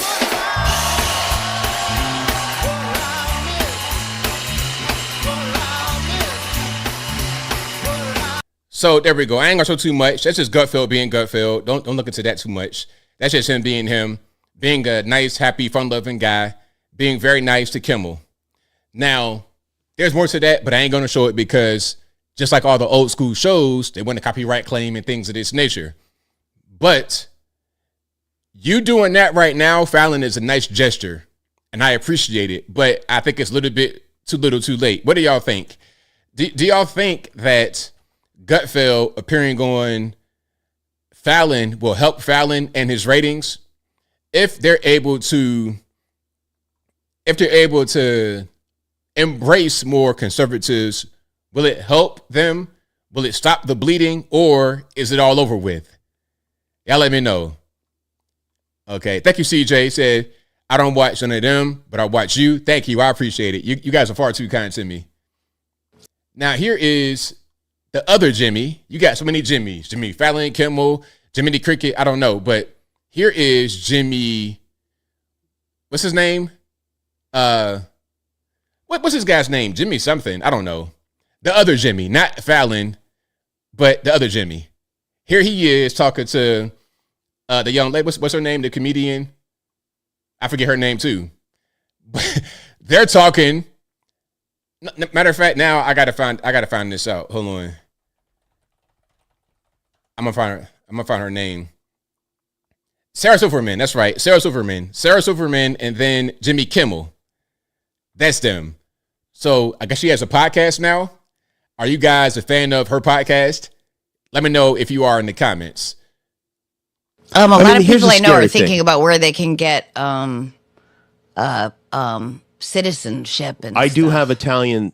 I did get Italian citizenship. You do? I do. Oh, that's amazing. Yeah, I do have that. And what's going on is as bad as you thought it was going to be. Way worse. It's so much worse. It's just unbelievable. Like, I feel like it's probably even worse than he would like it to be. Wait, I'm reading comments. They were married? No. Wait. They were married? Jimmy Kimmel and Sarah Silverman? Wait. Nah, I don't. Maybe I'm misreading the comment. Maybe I don't see I don't have the context. Okay, hold on 1 second here. I don't think they were married. They were not. They were together for a long time from 02 to 09, but they were not married. I had no idea. This is I am today years old learning that this guy was with this woman from 02 to 09.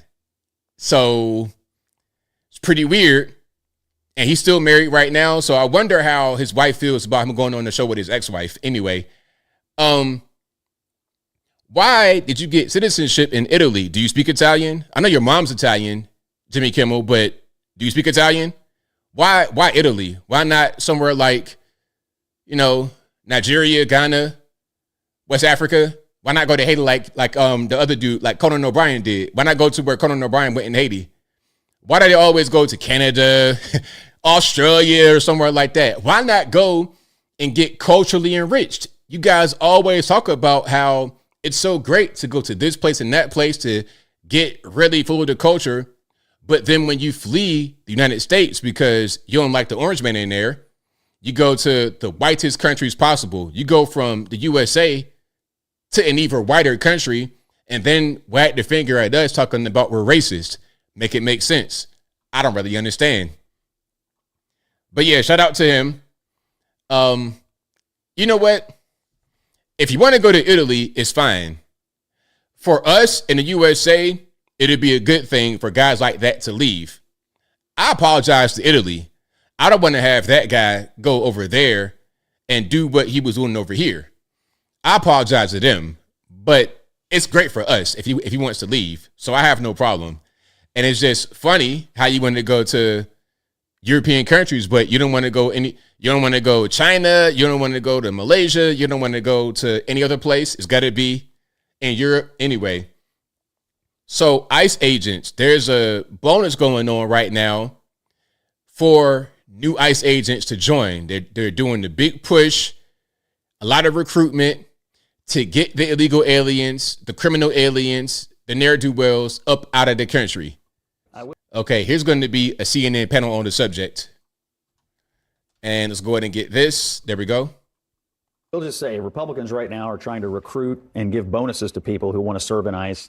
And Democrats right now and people on the left are encouraging violence against people who want to serve in ICE. They are? How are they encouraging are violence? putting them in harm's way every day. How so exactly? the two parties and how they're treating ICE agents right now. Okay, before Anna talks anymore, didn't we just hear Beto O'Rourke talking about we got to punch them first? He'll say, well, I meant that metaphorically, but you know what you're doing. You're sending a message that can be perceived in multiple ways. One way can be, let's fight them with the redistricting, with the changing of the districts to get more power in DC. That could also be seen as a license for these groups like Antifa and whatnot who follow guys like Beto and others. That is a battle cry for them. Let's punch them first. Now, I think Republicans embracing recruitment of ICE and Democrats encouraging maybe violence. So we're just guys. going to make a declarative Terrible. statement like that without providing a single shred of evidence. You have not seen the myriad stories of ICE agents. Okay, Democrats every day are calling them the Gestapo. Hold Do you on. think that helps or hurts? Well, they do act like Gestapo when Now they're you're doing showing it. up. Now you're yeah, doing well, it. they are. I If they're just showing I up assume you condone the in violence. Penske trucks. Do you condone the at violence? Home Depot. Listen, I don't want my tax dollars going to that garbage, okay? Those people do Enforcement not of federal deserve law? to be treated that way simply Who because does? What they people? might be Do the ICE undocumented. agents? Pause. I've heard this word quite a bit, deserve. Deserve. I heard that quite a bit over the past few months, maybe. I've heard that quite a bit. And I think that it's not even about deserve. Don't nobody deserve nothing from the government. It's all about we got to follow the law. Ain't no deserve. Like, who's the arbiter of who deserves what or not? That's just a personal opinion. I think I deserve the best food in the world served by angels on golden platters, but I'm not going to get it. I feel like I deserve it, but am I going to get it? Is it reality? And is that the responsibility of the government to give that to me? But I'm getting ahead of myself. Deserve to be having violent acts committed, rocks thrown at them. No, they people don't. Trying to They don't. kill and them? those people who do that get arrested, and they should be And arrested. why don't they prosecuted. doing that? Because they've been told the ICE agents are Have you Gestapo. considered the fact that in a city like Los Angeles that has a massive immigrant community, when they see their mothers or fathers or family members rounded up, that leads to a lot of rage, and they retaliate. Okay, when you say massive immigrant community, what you mean is massive illegal alien community. That's what you mean. And I think anyone who gets rounded up should understand that's a risk they take when they come here illegally. I don't understand this whole entitlement to not be held accountable. I don't get that, because I was always taught as a child, and all throughout my life I've lived by this: whatever you do, you are held accountable. Whatever you do, if what you do causes something to happen, it's your fault because you did something. You knew it was wrong. You did it anyway, and you got a result. So I don't understand this whole thing about I'm gonna commit crime and not be held accountable. And if I am held accountable, you got to feel bad for me. I sure don't. I'm not saying they should. That is criminal. They should not assault a police officer. Let me just tell you something. Someone messes with my family, I get violent. Okay, that's how I feel about family. Good to know. I protect family. So don't be surprised when people feel angry when they feel that there's a bunch of feds in their city invading their city. Look, check it out. If I got a family member that's breaking the law, criminal, acting the fool, and the feds roll up and scoop them up, hey man, you deserve that. Hey, matter of fact, yeah, feds, my cousin, he right here. Come get him. I'm not going to jail for you, bro. You done came to my house making my spot hot. Hey, he right here. Come get him. He got weed and he got a gun. Come get him. Going after people who are just day laborers that are Home Depot parking lots. That's dangerous talk. It leads to unrest. It leads to a ton of unrest. No, it's more than that. They are physically attacking. And by the way, there's an 800% increase in attacks on ICE agents. All right, there we go. So there's Anna Young Turks.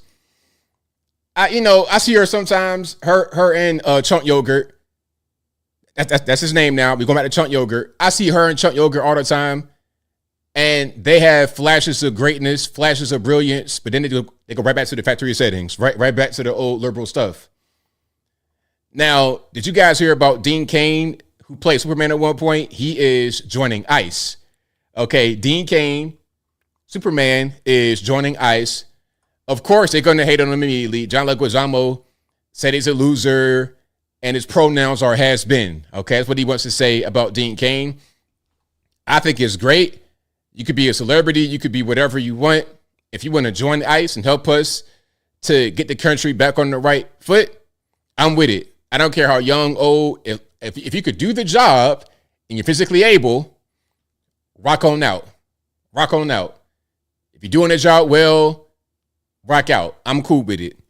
So again, Dean Cain, famous actor, Superman at one point, is joining ICE. Okay. Oh, before I get to this, I'm a little bit ahead of myself about Jasmine Crockett. Before I get to that, there's one more I wanted to show about that from Margaret Cho. We're going to come right back to Jasmine briefly. Now, here's Margaret Cho, also, she's an actress, comedian, something like this. Now, she is talking about Dean Cain joining ICE. You know, if you do anything that's somewhat conservative in Hollywood, they don't like it. Why would you join ICE and encourage people to join ICE when your ancestors were interned in World War II and you're Japanese? Like you're not even white. Like you're not white. I know you, and you are not white. You have never been white, and no matter how many of these white activities that you participate in is never going to make that happen. You're never going to be white, no matter how racist you are. No matter how wrong you act, you're never going to be wrong. You're always wrong, never white, dumbass. All right, there we go. So Margaret Cho does not like Dean Cain joining ICE, but look, check it out. Margaret, I got something for you. You ready? Now, how about me? I'm black, right? I'm black. And we had a thing called slavery in this country. That was my ancestors. We were slaves in this country. But guess what, though? My ancestors paid for me to be here in blood. They paid for it in blood, and I ain't going nowhere. Say whatever you want. Oh, your grandma was a slave. Hey, check it out. Well, I'm not a slave. They sacrificed so I could be right here today. A full U.S. citizen. This is my country. I ain't going nowhere. And if you or anybody else want to ruin the country, then I'm going to step up and say, no, but we're not going to do that. I got a lot of guys just like me out here. These guys are in law enforcement. These guys are in the military. They feel the exact same way I do. It don't matter if they're black, white, Puerto Rican, they can't strike, because guess what? We all Americans. We want the best for this country, period. If you got illegal aliens coming in from all over the world, why wouldn't an American want to step up if they could to defend this country from that threat? It don't matter about the past. They so stuck in the past. using it as a weapon against you. Meanwhile, what about what's happening right now? This is 2025. This is our country. We're going to defend it. We are going to defend it. I don't care nothing about no slavery, no internment. So what? It's fine. Guess what? Ain't no internment, ain't no slavery. We're all Americans, and we're going to defend our country regardless. Now, to Jasmine Crockett. So there's no video on this one, thank goodness. But Jasmine is being exposed by former staffers. You see the headline: Trump critic Jasmine Crockett is a no-show boss from hell. Can I say that? I don't want to cuss. Who terrorizes staffers. All diva, no wow. So Jasmine is seen as somebody that could run potentially in 2028. But I said it from the beginning. All Jasmine can do is go viral because she acts silly. But that's not going to translate into anything else other than going viral for acting silly. That's not going to translate to her becoming a serious candidate for higher office in which she is. Congrats to her for becoming the House rep, for accomplishing that goal, but you're not going to be anything more than that. The governor of Texas, do you guys think that Jasmine Crockett, and by the way, she has a district that's a complete ghetto, South Dallas anyway. Do you think that Jasmine Crockett could become governor of Texas, let alone the president of the USA? Jasmine Crockett is not even on Keisha Lance Bottoms level. Again, Jasmine Crockett is not even on Keisha Lance Bottoms level, not even on Stacey Abrams level. She just goes viral for acting dumb. And she thinks that she's famous now, and she is to a certain extent. So now I'm a diva. Now I'm going to just do whatever. And hold on. I'm going to read some of this article right quick so you can see what she was doing. It says, hold on. The liberal loudmouth, 44 years old, has rocketed to fame since taking office in January 23 as a fiery antagonist of the Republican president and his allies. But three sources who have worked with or for Crockett say she's rarely present when TV cameras aren't rolling and terrorizes staff when she does appear. Crockett is not often fond of her government-provided suite in the Longworth House office building, with one insider saying she prefers to work in her nearby luxury apartment building, sometimes for weeks on end. She's laying around in her apartment, won't come to the office, and is really just indifferent to staff and will scream at them. She's never in the office and is very disengaged. She does her BS that goes viral and then freaks out over the most random things. A second source close to Crockett's team added, it's widely known that she's not nice to staff and is just not a really dedicated member focused on constituents. She focused exclusively on being an influencer, not a member of Congress. Again, she is focused almost exclusively on being an influencer and not a member of Congress. And the person said that she's all diva, no wow. But you're not surprised at that, are you? You're not surprised that Jasmine Crockett just wanted to go viral. I've seen her do things. I've seen her do things to try and go viral. That's not what you want in the House rep. You want somebody that's really engaged and that works for the constituents, not a Real Housewife of Atlanta. You don't want a Real Housewife to be in that position, but here we are. Again, we don't have enough people here that can fill all these roles, in my humble opinion. We need a new baby boom in this country to replace all these people that have no idea what's going on at all, because this crop is slim pickings. Jasmine Crockett, I mean, what are we going to do with that if she is being talked about as running for president? We're in a bad situation. Okay. And this person says that they would sign up for ICE and just not even do any work. Let everybody go. All right, let's watch. Join ICE and get the benefits and then just not do the job. Just let everybody go. Pretend we're working really hard and just not do the job. What? First of all, that's not a novel idea, because y'all do that anyway. People like that, they do that anyway. Go to work and don't work. So you're not saying anything new. That's probably your regular everyday work habit. But beyond that, it's going to be a vetting process. It's not just as simple as you're going to get a job. Like, okay, I'm going to McDonald's. Let me just apply and online and go there and start working. Nah, it'll be a process. So you, my friend, will be eliminated early. And those who are serious are going to be able to work in that role. The federales, man, it ain't too much of that game plan going on. We're going to get serious, dedicated people that want the best for this country. Not you. Not you at all. Hey, go back to your job and don't work as you normally do. But anyway, shout out to her. And so ICE agents have technology where they can recognize you through your facial verification. They can do face recognition. Maybe they got it on their phone. I don't know. But they're able to use that to better apprehend people. All right, let's check it out. ICE agent just got a new power, and leaked emails obtained by 404 Media show exactly what they're doing. It's called Mobile Fortify. Point a phone at anyone's face, and it instantly tells you who they are. This tech uses the same database that takes your photo when you enter and leave the U.S. Millions of Americans who have traveled internationally are in this system. The leaked emails show ICE can now scan faces in the field, no warrant, no probable cause, just point and identify. The app has something called Super Query that reveals your immigration status, travel history, and what they call derogatory information. ICE agent just got a new power. All right, so what do y'all think? So ICE agents have face recognition software. They can just point it at you and then see who you are. I'm not sure if it'll work all the time because with the face unlock for your phones, I've heard stories about people that are not even related to each other opening each other's phones. If I cut my beard off, I'm pretty much West African creator player. So I could pretty much pass. I could be anybody. They gonna put that on me. They'd be like, all right, you could be anybody. Your name could be Anthony Logan, or it could be Adewale Ogunleo. I don't know what it is. You could live in Virginia Beach. You could live in Los Angeles or Lagos, Nigeria. I have no idea what's going on.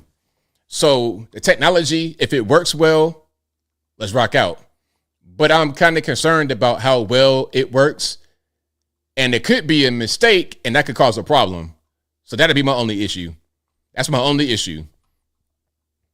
Okay, that's my only thing. Okay, now the EBT. Oh my goodness, we got to get to the EBT because people are really just. I heard the word deserve quite a bit when it comes to this. Oh, you think they don't deserve a soda? I'm gonna get to that, but first, let's just show what's happening. No EBT. Really on that. They say no EBT. No, they own that. The food stamp EBT is over with. I can only buy steak, chicken, vegetables, no snacks, no nothing. I can't get no more trip. You feel me, y'all? Damn, they really did that shit, y'all.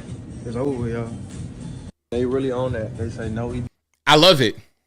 Now, some say, oh, it's government control. Government control, listen, if you want government benefits, they're going to control it. They control how much you get. They control when you get it. They control who gets it. They control a lot. They control quite a bit. If you don't want the control, if you don't want the quote unquote nanny state, then don't subscribe to them. You can go out there, make a living on your own and not do with them at all. I've never in my life had government assistance. Ever. We just work very hard. And I'm from the hood too. No government assistance in the hood ever. So I don't understand this whole thing about feeling entitled from the government to give you something. And here's something I want to show right here. The lie of food deserts. I don't think there's really a thing called food deserts. Not in 2025. Not with the way we could travel. Listen, we got Uber, Amazon, cars, planes, trains. We got all kinds of ways to travel short distances to get your food. 5 minutes, 10 minutes. Just because there's no grocery store right in your neighborhood means nothing. You could get in your car and drive away. Hold on, before he goes into what he wants to say, they said there's a food desert in Berkeley in Norfolk, Virginia. That's like south of Norfolk. It's not a food desert. There is not a grocery store in the neighborhood, but if you drive just 10 minutes down the street, there's a Kroger, a whole Kroger, and it's a newer Kroger. It's a good store too. 10 minutes away, there's a whole Kroger. How is it a food desert if you could drive 10 minutes down the street from Berkeley? The Kroger is right there. South Battlefield, or actually North Battlefield and Atlantic, right there. It's not a food desert. But my man right here says, there's some issues with food deserts and trying to cut the food stamps is going to be a problem. Let's watch. I'm probably going to piss y'all off, but I said it before and I'm going to say it again. Rich people should have no say in how people who receive food stamps spend their food stamps. People who are not food stamp recipients should not have a say in how food stamp recipients spend their food stamps. People who have never had to survive on food stamps should not have a say in how people who receive food stamps spend their food stamps. Pause. Bro, you're asking us, the taxpayers, to give you money. We have a say-so in that. We sure do. And the government does as well, because you're asking them for food. You're asking them for money. So they are going to put requirements, stipulations, all that, because they're not going to give you money for it. They're not going to give you cash or a benefit with zero stipulations, with no strings attached. That's not how it works at all, ever in the world. Why do you think you're special and deserve something else other than what it's always been? Stopping food stamp recipients from buying junk food with their food stamps is only going to lead to more families going without food. I'll ask again, have you ever had to live in a food desert, a neighborhood where food is not easily accessible, and the only place that you can actually access only sells junk food? Have you ever had to work with a budget of $400 a month to support your family of 4? As a matter of fact, have you ever had to work with a $400 a month budget to feed a family of 2? Now, let's also put into perspective that in a lot of low-income neighborhoods, most of the fruits and vegetables that are available to them are not good quality. They don't last more than 2 days in the refrigerator.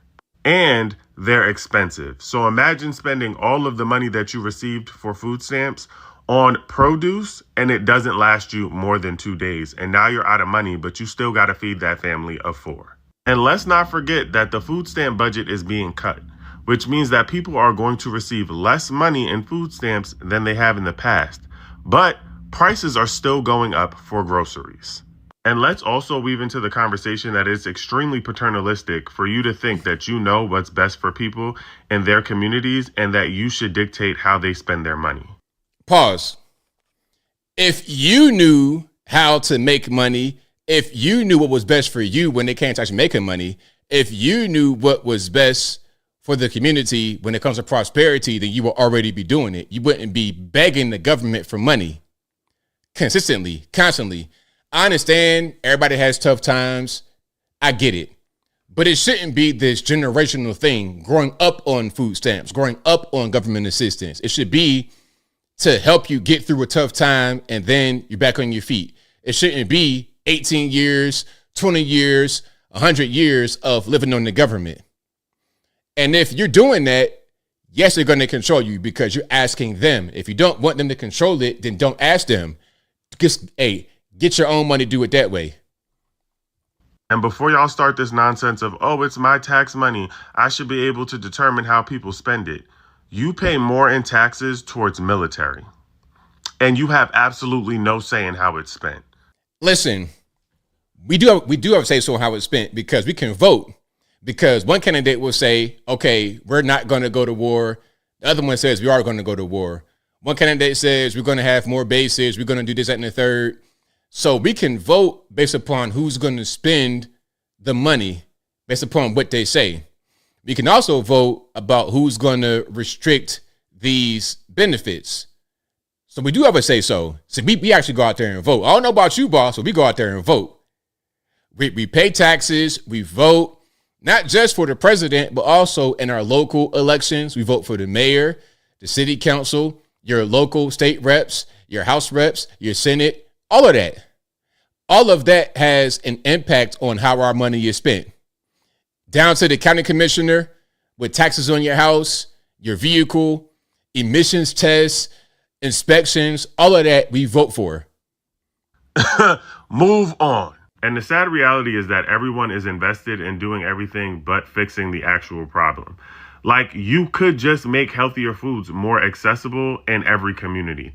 You could make it so that people could afford to buy more groceries, but instead we're making it harder. All y'all do is just waste the food stamps. I've shown y'all some of these carts filled to the top with just complete garbage. It's not expensive to eat healthy. Y'all just eat way too much food, too much bad food, and that's why you're unhealthy. It's because of the kinds of food you're eating. All you gotta do, get that good produce.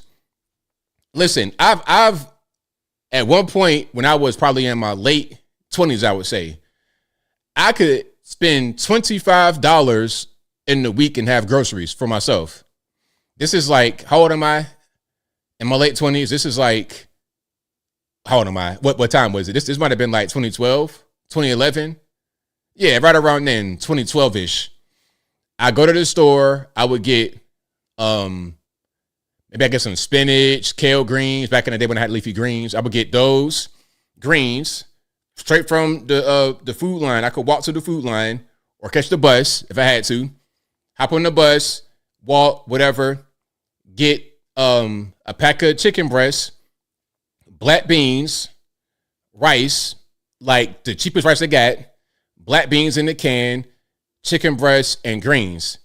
I eat that throughout the week with water from the tap, not even bottled water. You see, people want to have this luxury way of living when they don't make any money, when they don't work. That's not how it works. That's not how it works. You got to go out there, actually get money and work to get what you want. You can't just be given things by the government. Okay. Now, here we go. This one is about deserving. Oh, well, how are you going to say that we don't deserve? Let's watch this. I am so dumbfounded right now. There are people that genuinely think that people who use EBT don't deserve soda, candy, or desserts. You're going to tell me that my daughter doesn't deserve a popsicle? You're going to tell me I don't deserve to get brownies? You're going to tell me I can't have Dr. Pepper with my dinner? And all I'm hearing is be grateful, it's free food. Get off of your throne of entitlement and take a look around you guys. Everyone is one bad day away from being homeless or even needing government assistance. Do you guys not see how that makes you look? Your lack of empathy and understanding is outstandingly atrocious. I am so dumbfounded right now. What? There was so much right there. First of all, I don't know you, lady. I don't know what you deserve, what you don't deserve. I don't know your daughter. I don't know about y'all, what y'all deserve. It's not a matter of deserve. It's a matter of, hey, this is a government program and there needs to be stipulations, not just, hey, take this money, do whatever you want. Because really, you guys are uneducated. You don't know anything. You're harming yourselves. And when you harm yourself, we pay for it again when you got to get treated at the hospital. That's the issue. Okay. And if you're worried about homelessness and not having any kind of money, not having nowhere to stay, my last concern if I'm out on the street with nowhere to live is, can I get a candy bar free from the government? I'm worried about trying to find shelter. I'm worried about trying to find real food to sustain myself, not a piece of candy, not a Dr. Pepper. I'm not concerned about that. So your priorities are misplaced. And that's probably why you're on government assistance to begin with for an extended period of time. You're worried about the wrong thing. You got a nice little phone there. Got the iPhone 16 Plus, don't you? But somehow it's my job to give you and your kids snacks and goodies and whatnot. I think not. Deserve. Listen, lady, I don't know you. I don't know what you deserve. I don't know nothing about nothing. I'm not Santa Claus. I don't know if you've been naughty or nice or what. Okay. I'm not coming to your chimney to do nothing. I don't know what you deserve. It's not even about that. It's about you want something from the government.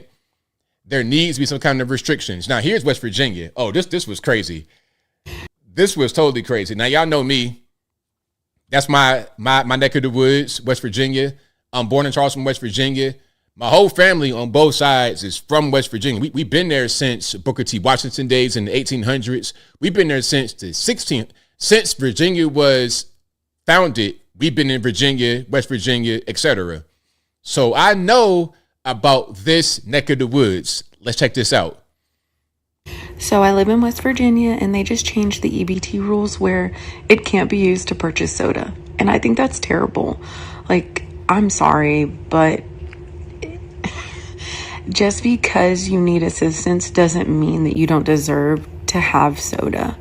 And you can argue all day long that it's not a necessity, but like, it's still a drink. What does it matter? I'm sure they're also getting water and other things, but like, I just don't agree with it. I don't know. Like, what are your thoughts? So I live in... Okay, I'm glad you asked. What are my thoughts? First of all, they're not getting water on EBT, so please cut it out. The reason why you said drink, not food, not candy, popsicle, you said drink.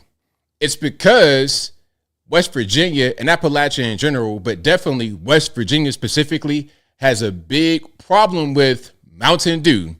It's an epidemic. It is as bad as meth. It is as bad as opiates. And I'm being so serious, because in Appalachia, West Virginia specifically, what they do is sip soda all day long. All day long. Listen, when I was a kid, first of all, my mom is born and raised West Virginia, okay? She told me that grandmother, or not grandmother, pardon me, I'm getting ahead of myself. She told me that they would have something sweet to drink on a Sunday after church. One day a week, they would get something sweet to drink, maybe a little bit of pop, as they call it, and that's it. On Sundays, it wasn't all day, every day, we just sip soda. Never. You get one pop on a Sunday, that's it.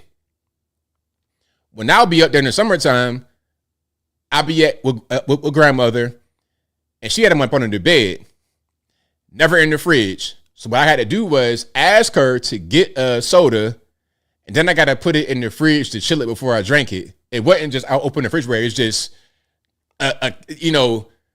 all Mountain Dew in there. It was not that. Ever. But what happens nowadays is they drink Mountain Dew all day long. It's so bad, there's a condition for it called Mountain Dew mouth. It is akin to meth mouth, if you ever heard of that. And let me just show you something right quick. It ain't gonna be nothing crazy. Let me just show you something right quick. And if you like what you're hearing so far, please give the video a thumbs up. Like the video, share the video, do all that good stuff. That'll help me out tremendously. Okay. So there's a video quickly, and then there's also an article that goes with it. Meth mouth is equivalent to Mountain Dew mouth. It's the same thing. When your teeth decay from smoking meth, it looks just like tooth decay from constantly, not just every now and again, constantly drinking Mountain Dew. Because it's so much sugar, it's so much just stuff in it, it kills your teeth. All right, so everyone, quick video right here. She is obviously in dental health care, and she's going to tell you about the situation very quickly. Everyone, my name is Whitney and I am a dental hygienist. If you're new here, welcome. If you've been here before, welcome back. Let's talk about why drinking lots of Mountain Dew can actually make your teeth look like you smoke meth. So that's happening right now. And I'm willing to bet you that a lot of the meth mouth caused by Mountain Dew is happening to those who get these drinks on EBT. Because a lot of what happens with poverty, it goes hand in hand with no education.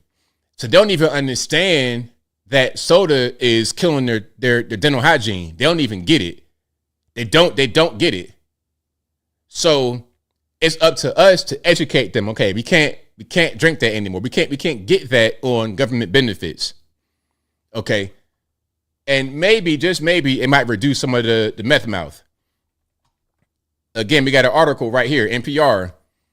Soda mouth, really Mountain Dew mouth, can look a lot like meth mouth. So when you ask the question, why does it matter? That's why it matters, is because you guys are damaging your health on a taxpayer dime. And then when it comes to having to go to the dentist and fix these issues with your teeth, you got to pay for it again.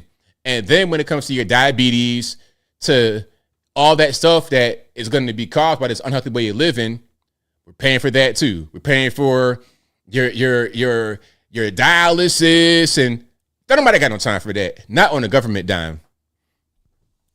So what we're going to do, we'll give you nutritional options to eat rather than what you're doing with the EBT, all this junk food and stuff. Okay. And if it's about trying to help people, if it's about that, then you should be worried about these little, free, these little luxury items, soda and candy. Now, speaking about food, this right here is geoengineered butter. Now, I don't know about y'all, but I don't want no geoengineered butter.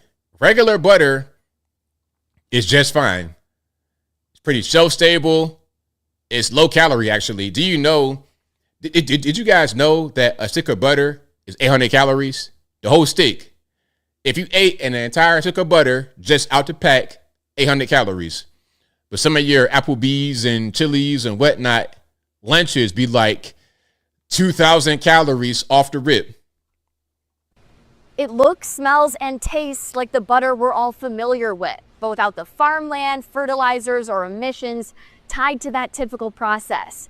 And this butter breakthrough, it's happening right here in Batavia. Now, isn't there already a fake butter? Margarine, is that different? Y'all let me know. In the middle of an industrial park in a suburb west of Chicago, something unprecedented is happening. So you're using this gas right now to cook your food. And we're proposing that we would like to first make your food with that gas. The company is called Savor, and you better believe it. Their pioneering tech uses carbon and hydrogen to make the stick of butter you see on this plate. This is pretty novel to be able to make food that looks and tastes and feels exactly like dairy butter, but with no agriculture whatsoever. And no long ingredient list the average person can't pronounce. It's really just our fat, some water, a little bit of lecithin as an emulsifier, and some natural flavor and color. What do y'all think? Are you going to go out and get some of that Savor butter? I'll tell you what, if y'all want to get it, go ahead.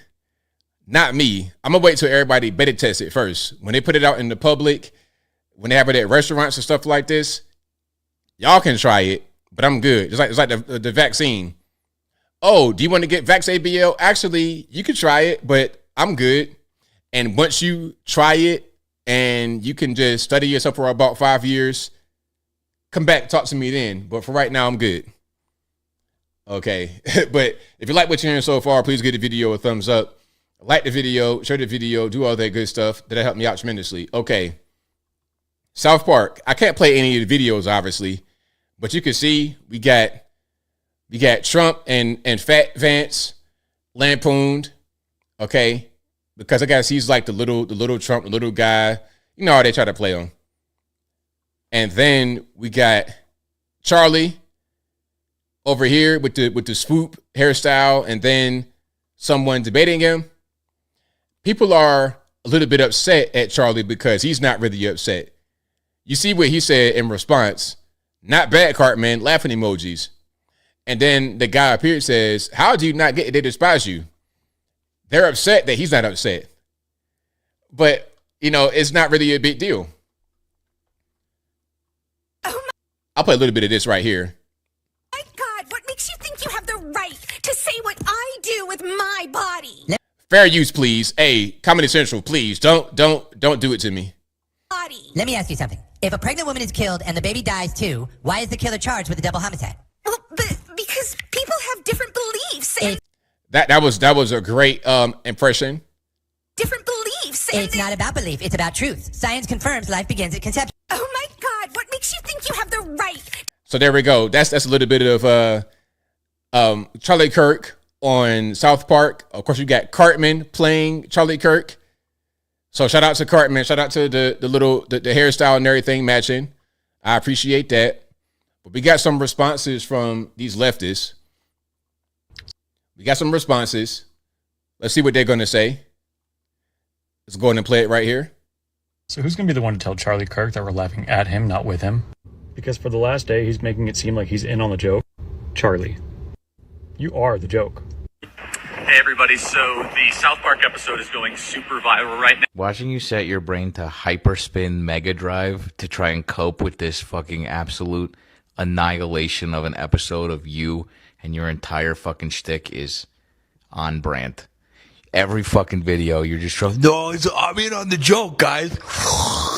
Anyway, I guess just continue to cope. I don't know. This is tough to watch, Charlie. First of all, I just want to say that it's hilarious. I really enjoyed it. I think it's great. And secondly, okay, can I stop right here? First of all, I'm not sure what's happening with this gender. I don't know what that gender is. I don't know what you call that. So I'm gonna leave that right there for now. But what they don't really understand is they preach it to the choir. You're not acquiring any new people with this. Those who like Charlie, those who are conservative, they're going to keep rocking with Charlie. The South Park episode didn't do anything to, turn them away. It basically was something that you guys saw as an own. You saw it as South Park really did it to him. They really stuck it to Charlie. It's because you are the ones that he would talk about. A transformer. Okay, listen, I don't care, bro, sis, whatever it is. I don't care what you got to say because you don't even know whether you want to be a boy or a girl. So why do I care what you say? Charlie will still be successful. Charlie will still have a lot of people at his events. He's still going to be growing. Turning Point USA, been around for a long time. They're not going nowhere. You, on the other hand, I don't know what's happening with your gender ideology, but tighten up. So yeah, shout out to Charlie, shout out to South Park. Listen, the people that are saying that he got owned and whatnot are really irrelevant at the end of the day. They're totally irrelevant. Now, speaking about irrelevant, what's going to happen is the hotel front desk operator is also going to be irrelevant. This was crazy. I'm going to say a little bit about this. Okay. You need one room key or two room keys? Two, just in case I lose one. Yes, I'll just make this for you. Were you back here behind the desk back there, or are you somewhere else? No. We are working remotely, sir. Okay. So Peter Sager, right? That's correct. One came back? That's correct. Okay. Can you please help me with your ID which shows the name? Place your ID on the ID card scanner so the side facing down right to the screen. So I would like to pay for that. Cash card? Card. So there you go. So this is a La Quinta Inn in Miami, Florida. And the front desk has a remote worker in India. He's in India on his webcam, chilling. You come up to the actual front. It's all set up. They got the whole app and everything right there. You sign off. You pay right there at the little machine. And that's it. You probably get a little key card from a second key card. You just probably take the stack, hold it up to the screen, deep, put that in your pocket, and go about your business. Now, I'm going to tell you something. I've been to hotels where there was no front desk at all. Everything was on the app. And I went there years ago. I went to Dallas one time. This might have been in 2022, 2023. One of those years. It might have been 22, probably 22. So I go there and it's all on the app. You go into the entrance. It's a skyscraper, so there's other stuff in there. But you go to the entrance, you go to the hotel, and you get a little code on your phone to allow you to that particular floor. Then once you get to your room, you just unlock the door with the app. You want any towels, you want a room refreshed, you just ask the app. There was no front desk at all. I didn't really see anybody. So that's going to be the future. This right here was a La Quinta Inn, so it's kind of low tech. There's not a lot of money in this place like that. And how much are you going to get paid to be at the front desk at a La Quinta Inn? Not a lot of money. Not a very desirable job. So eventually, those jobs will be phased away. The same way they're phasing out bank, because you got ATM machines. So you need no more bank tellers or very few bank tellers. You got ATM. At one point, you could pull it to a gas station and get full service. Everywhere but New Jersey does not have that anymore. A lot of these jobs are going away. With AI, with automation, with technology, it's happening very quickly. I'm not saying I'm for or against it. I'm just saying it's happening. So get ready for it. It's going to happen. Now, you get a more high-end spot. Maybe they won't do that because they want the more personal experience. But a La Quinta Inn, something like that, oh, yeah. It'd be one guy right there in India, or it'd be completely automated. Totally automated with no human interaction at all at the front desk. HP Benin says, our hotel. Hey, that's pretty much what it is. I hotel. That's pretty much what it is. All right. But if you like what you're hearing so far, please give the video a thumbs up. Like the video, share the video, do all that good stuff. That'll help me out tremendously. Okay, we got a little bit here. This woman says she's a single mom, got 2 kids, and is having a hard time finding an apartment for anywhere under $2,300. Okay. Now, I've heard this quite a bit from people about the rent being very high. And this, again, is part of the housing issue caused in part by the migrants, because there's not enough housing for people. And what exists in the housing market is going to be higher because of the demand. But let's watch this. When are we just going to put a cap on rent? Because I swear to God, I've been looking. Places have gotten so expensive. I'm looking for a 3-bedroom. I want to stay in my kid's neighborhood. It's just me. I'm paying for it all. And I can't find a place under like $2,300. That doesn't even include all the utilities. What the fuck? How do people do that? I'm now like, all right, I'll live in the living room. Let's do this. Let's find a 2-bedroom. I'll live in the living room. Okay, $1,900. Rent caps now. My question is, number one, where do you live at? And number two, what do you think the rent should be? The days of apartments being $800, that's gone. Unless, here's something though, because I think some of y'all, not you guys watching, but some of us in this country need to accept that we need to live in the hood for a little while. Okay, go to the hood for a while. It might be a few roaches in there. It might be a couple little, little shooting every now and again. You might get some sirens, might get a little bit of screaming. But hey, you got to start somewhere. People want to live in a beautiful, brand new place for no money. That's not going to happen no more. Those days are over with. Live in the hood for a while, build yourself up, and that's pretty much what you can do. Or just figure out a way to get more money. That's really the bottom line here. Okay, I didn't did the hood stuff before. I had an apartment that was pretty cheap back in the day. My first apartment, I paid, I think, $725 moving in there in 2008. 2008, I moved in. Was it 08? Nah, it was 08. 2008, I moved in. $725.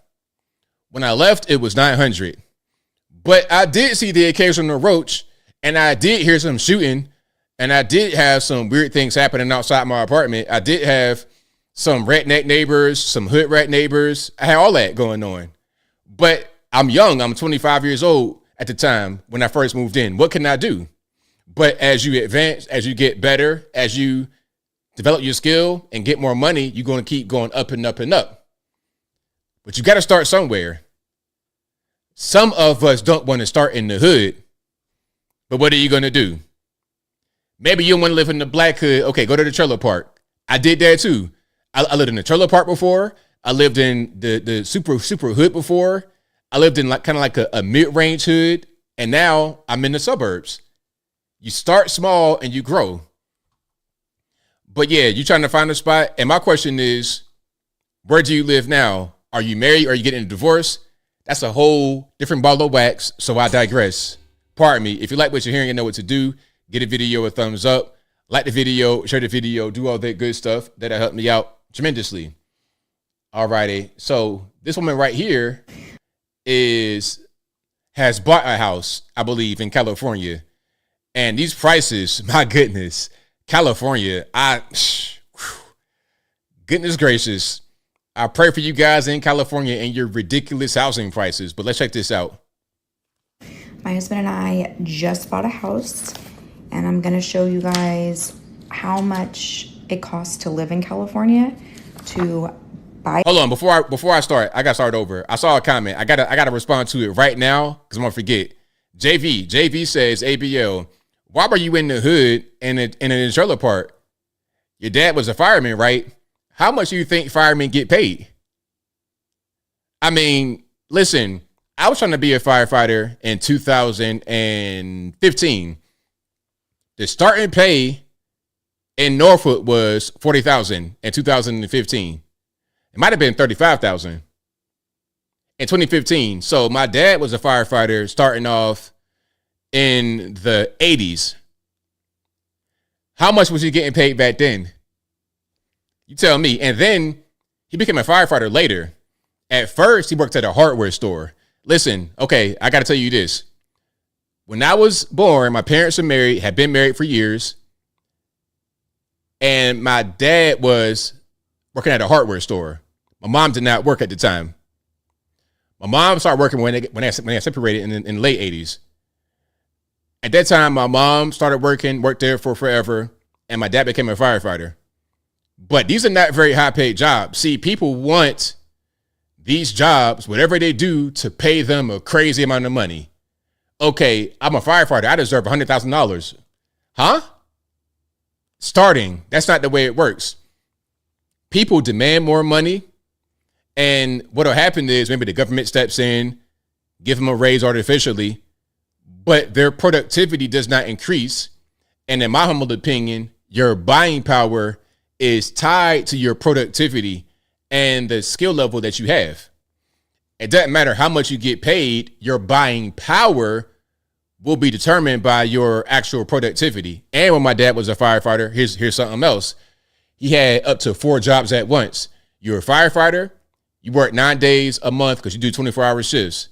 When he's not a firefighter, he's a security guard. He is working at Home Depot, and he was doing, I forgot what else he's doing. He had at one time he had 4 jobs. My mom had 2 jobs, pretty much worked all the time, both of them.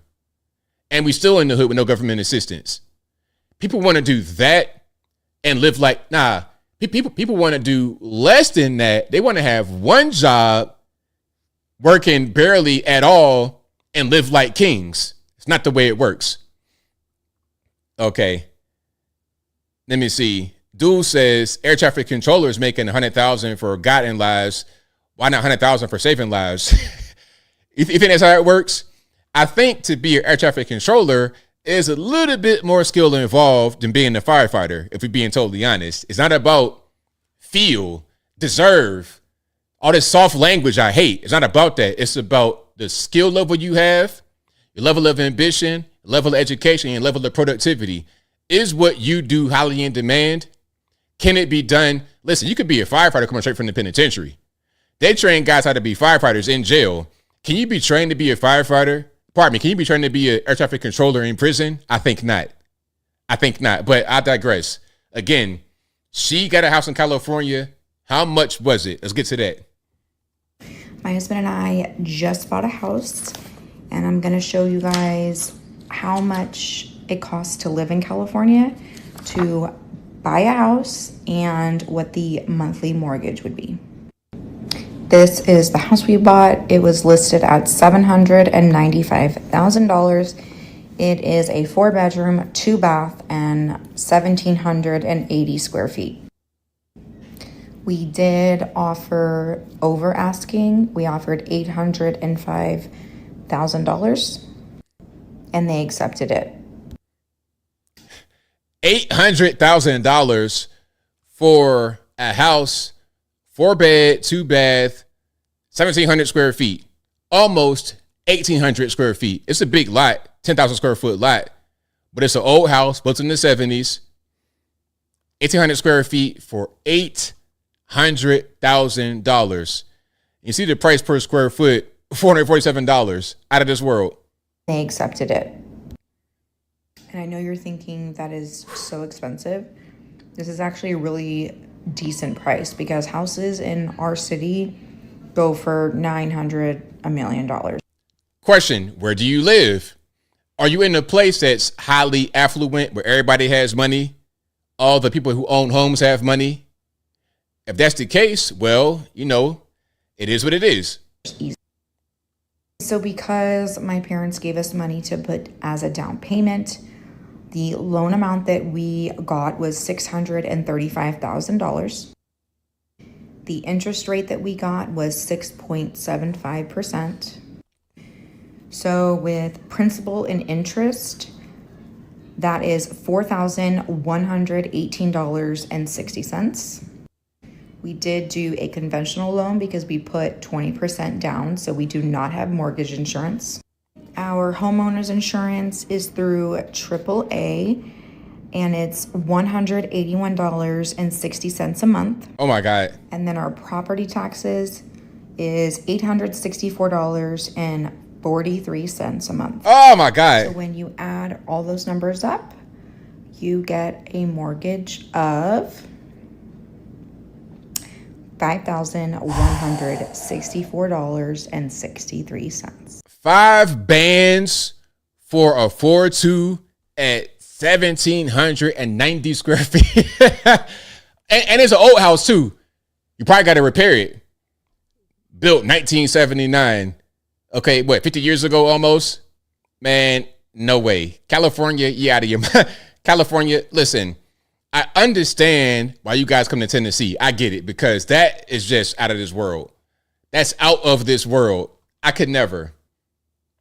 But you guys, listen, $5,000. I can have almost 3 of my houses for that price. And my house is bigger than theirs, and it's new. New construction, built in 2020. I would never. Hell, I would never. All right, I'm running out of time here. But let me just show you something right quick. Hold on. There was one I wanted to show you for real. One really, really good one. Okay, this right here is also a 4-3 in San Antonio, Texas. Now, before I put it on, this is a 4-3 San Antonio. How much is it in your mind? What do you think it's going to cost? Again, 4-3 San Antonio, Texas. What's the price? Give me your best guess in the comments. All right. And if you like what you're hearing so far, please give the video a thumbs up. Like the video, share the video, do all that good stuff. That'll help me out tremendously. Okay, let's go ahead and throw this on the screen. Again, San Antonio, Texas. And you see the house right there. 4-3. How much is it? Give me your wildest guess.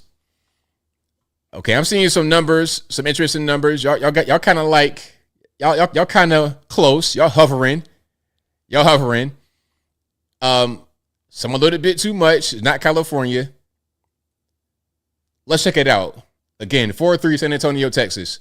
For $279,000, you could own this home right here, and the down payment's only going to be about $9,700. Best part about it, there's no HOA. And since there's no HOA, you might as well extend this driveway to as far as you can. If you ask me, guys, you have a very decent front yard, a little bit of homeowner's care, water this grass, and it will be greener than ever. We got the stone and the stucco combo going on the exterior of the house.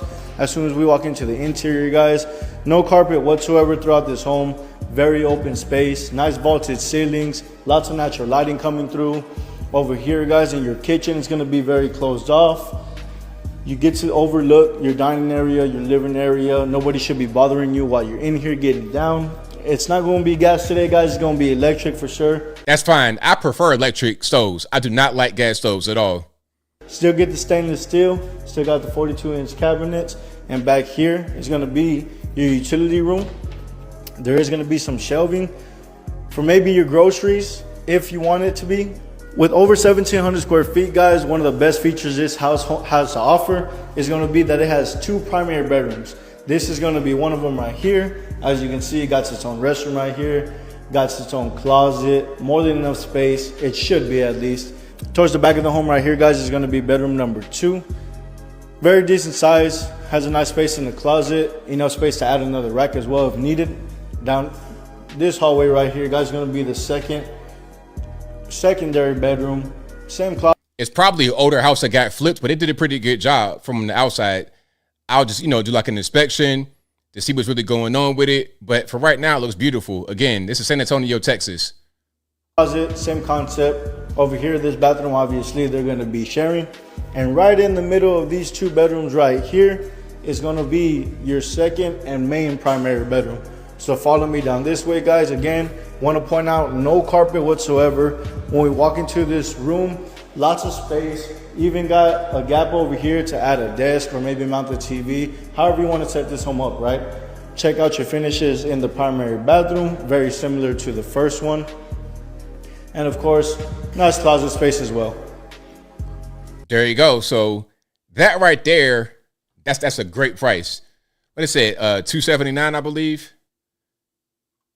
For $279,000. $279, 4-3, no HOA, San Antonio, Texas. That's more like it. That's more like it. But California, for that same house, you're paying $1 million. $1 million.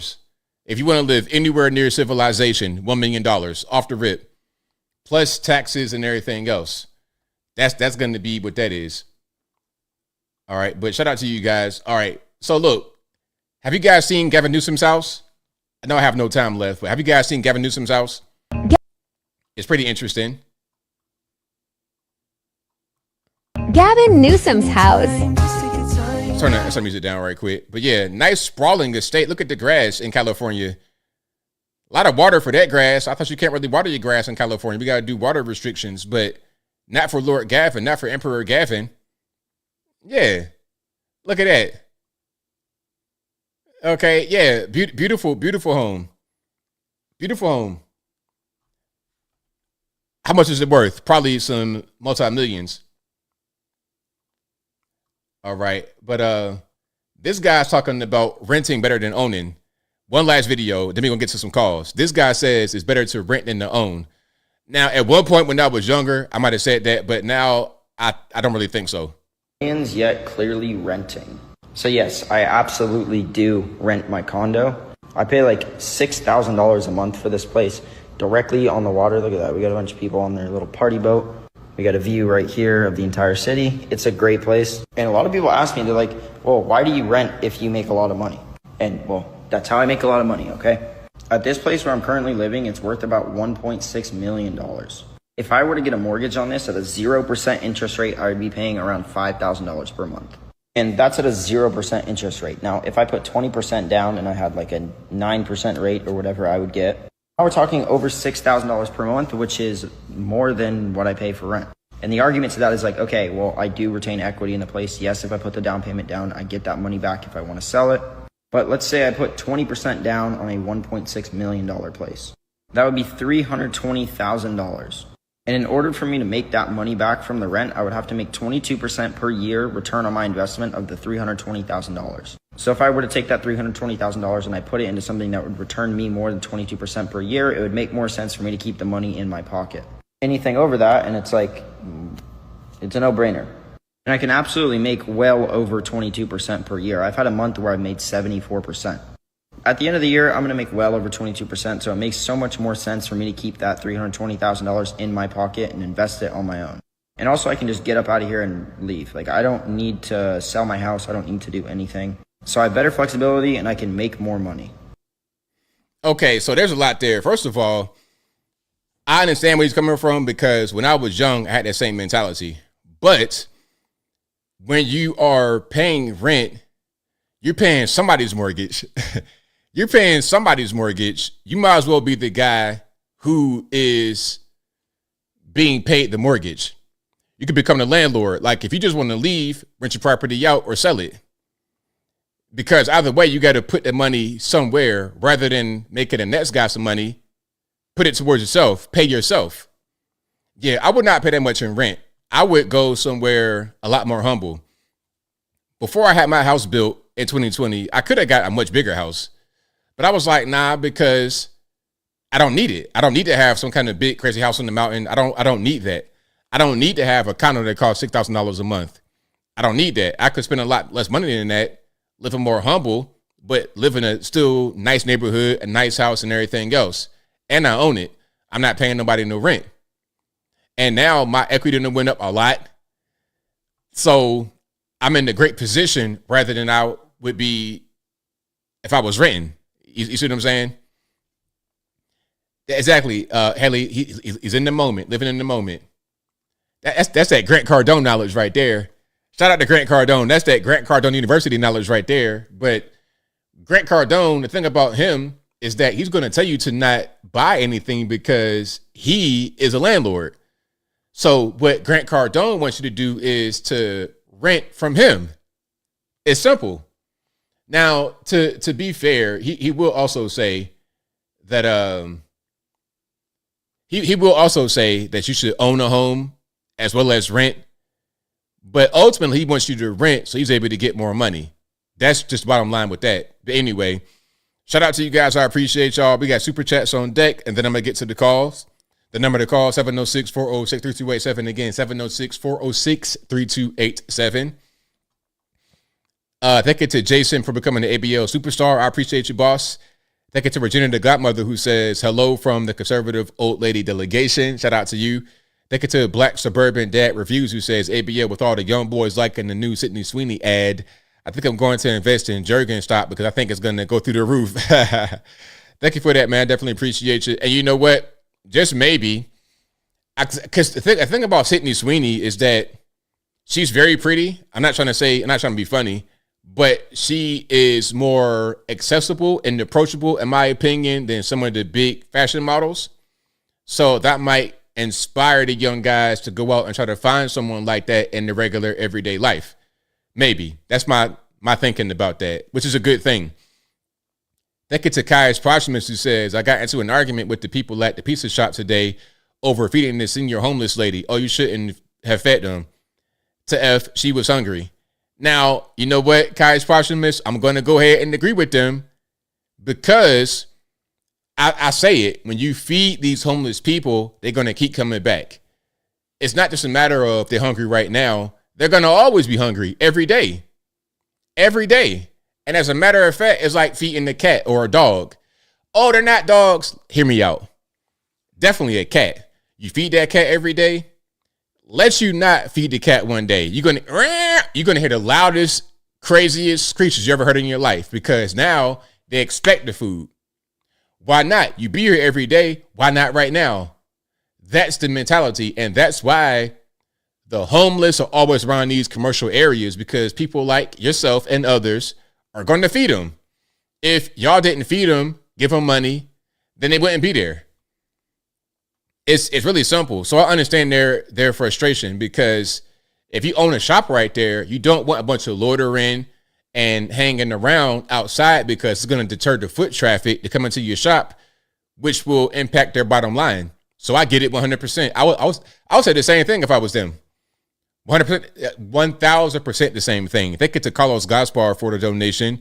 I appreciate you for that. And thank you to Veronica, who says soda is not a drink, it's liquid candy. That's right. Exactly. 100% liquid candy.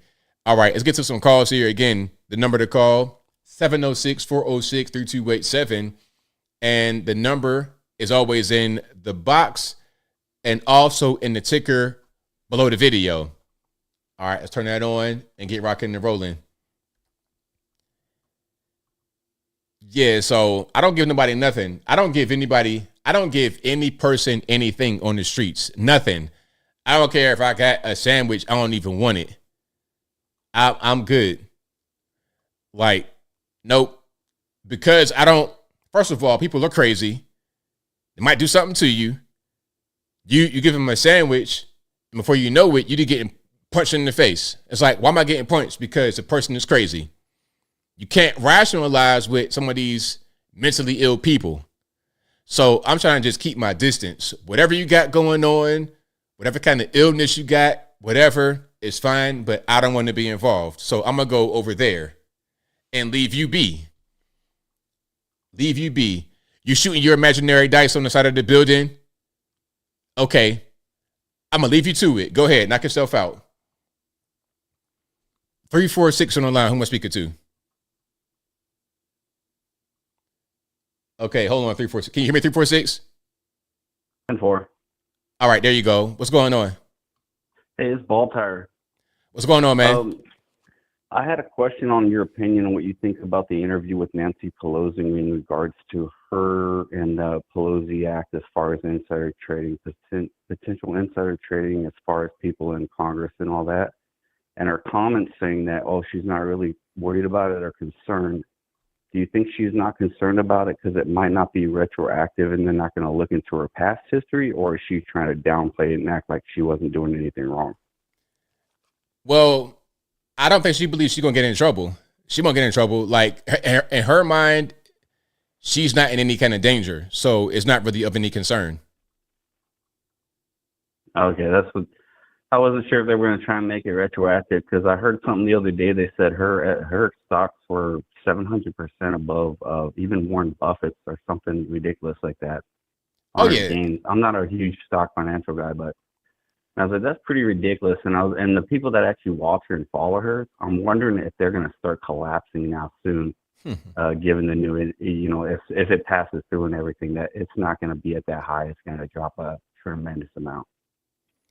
Yeah, I don't really see nothing happening to her. And I think she thinks the same way. And she's already old. So it's like, I'm 85 years old. What you going to do? Lock me up and I'll be dead the next day? So, yeah, she's not concerned at all. And I'm not concerned either, because I don't think they're really going to try to get her. If they do, I'll be very surprised.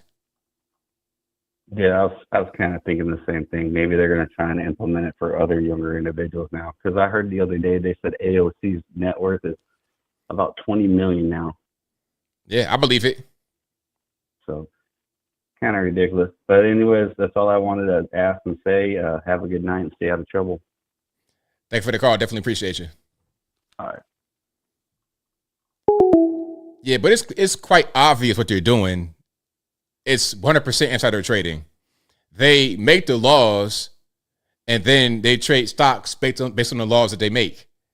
They know what's going to happen right before it happens, because they are the ones pulling the strings. So yeah, that shouldn't be a thing that's allowed to happen. But to try and get her retroactively for that, I don't really see it happening. Because it's kind of like ex post facto. You got to be able to have a law in place in order for it to be broken. If it's not a law in place, you can't break it. 440, you don't know how much speaker to. They are the ones pulling the strings. Pardon? Can you hear me? Yes, I can hear you. All righty, what's going on? Oh, nothing. How are you today? I'm doing well, can't complain. Am I on the show now? You're live on the show. Oh, okay. Because I muted you on the TV so it wouldn't have the background. I apologize. I just I was thinking about everybody complaining about the EBT and not being able to buy, the junk food and all of that. My thought is, why don't they learn how to cook? You can buy potatoes and a mandolin and shave it and make your own potato chips. There are all kinds of flavorings that welfare, the food stamps will cover. Seasoning, you can buy the same ones for the popcorn. Shake it on the chips. You got flavored chips. Same with your popcorn, any flavor you want to make it. Buy some flour and some sugar and everything. Make yourself a cake. Make yourself a pie.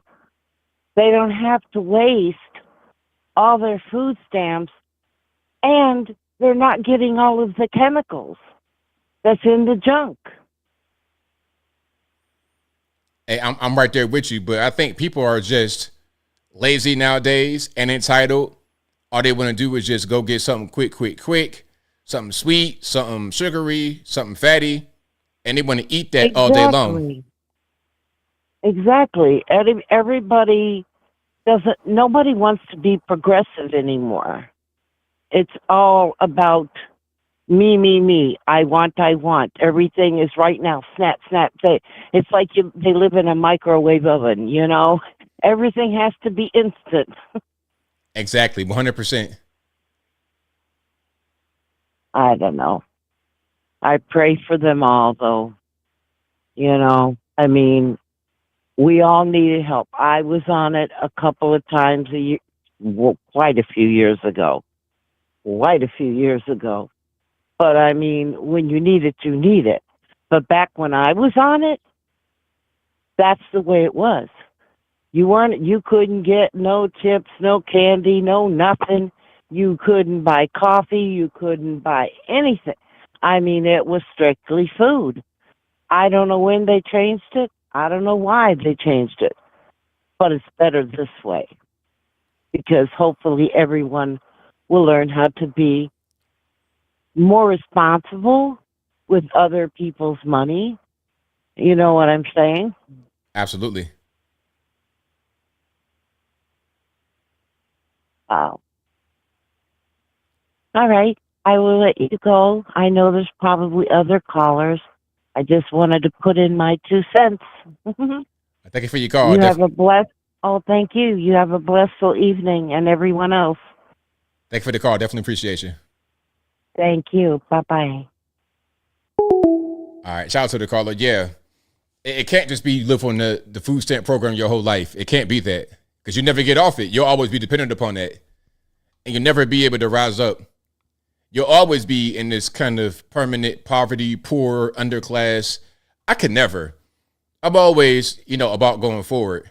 Always about going forward, getting better, improving as a human being. I think we should all aspire to be better as people. I ain't trying to say everybody got to be a millionaire, multimillionaire. I'm just saying be better as a human being. And if you on government assistance your entire life and you're able-bodied, you're not disabled, you just kind of chilling, you got to do better with your life.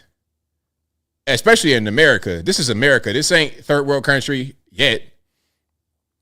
There's so much opportunity. There's so much money just out here, just laying around the ground. Money just laying around the ground. The real immigrants come over here and get straight to it. The real ones, not the illegal aliens, the real immigrants come over here and they get straight to it. Why can't we do that? And we're already right here. We don't have to cross thousands of miles and oceans and deserts and whatnot. We already right here. Why can't we do what they do when we're already right here? I don't understand it. To me, it makes no sense. It's just laziness. And for real, I have no tolerance for lazy people. You able-bodied and all you do is sit at the crib and chill, eat food, get fat. I'm good. I don't want the energy nowhere near around me. Not in the least bit. But if you like what you're hearing so far, please give the video a thumbs up. Like the video, share the video, do all the good stuff. That'll help me out tremendously. And again, you don't got to be no multimillionaire. You don't got to be rich or nothing like that. But you got to be productive, doing something. You could live humble or you could live high on the hog. Either way, it doesn't matter as long as you're being productive and you're making an effort to be somebody and add something to society. A bump on a log, useless eater, go that way. Go over there.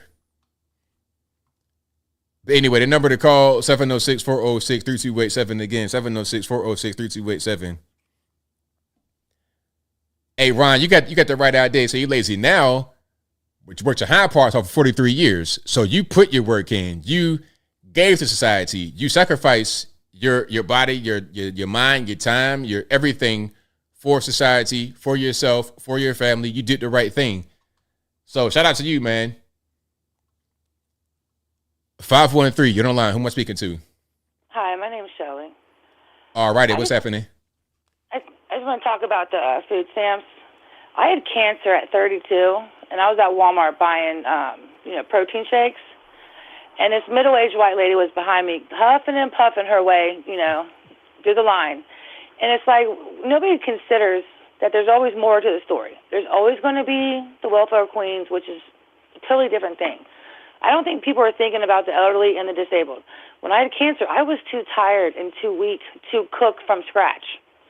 And that's something I do my entire life since I was a teenager. It's like, are we just only the rich can be fat and unhealthy? That's just, what's next? Pork? What if people wait. So when you say that the disabled and the elderly are not being taken into account, are you talking about me? I'm talking about in general with the whole conversation. Wait, am I included? Yes or no? Well, Well, you're included in the conversation. I mean, yeah, So- you could probably put emphasis on that. But let's just clear it up. Throughout this entire night and throughout the entire time I'm talking about it, I said, if you're able-bodied, I said that a million times. Just to be clear, if you're disabled and elderly, that's not who I'm talking about. I'm talking about able-bodied people who refuse to work or who refuse to do more and just live permanently on these programs. So to be clear, I'm talking about them. Anybody else, that's a different story. Well, I mean, that's a given, but who's going to be the judge of that? Because at 32, I looked healthy. I looked strong. It don't matter how you look. If you're not able-bodied, if you are a senior citizen, I'm not talking about you. I don't care about how you look, how you appear to the outside world. I don't care. But my grandma's 85, and she's strong as a horse. I said elderly and those who are not able-bodied. And who's going to be the judge of that, though? Like, how do we distinguish who is able-bodied and who isn't? Well, if you have cancer, I consider that not to be able-bodied. Okay, you got diagnosed by a doctor. Okay, so that's how we judge that. And if you're above a certain age, you're elderly. So what happens when are we going to start doing this in the nursing homes too? Oh, Medicaid-funded nursing homes, you don't get a Coke, Granny? You're not listening to what I'm saying. You just upset. You want to argue.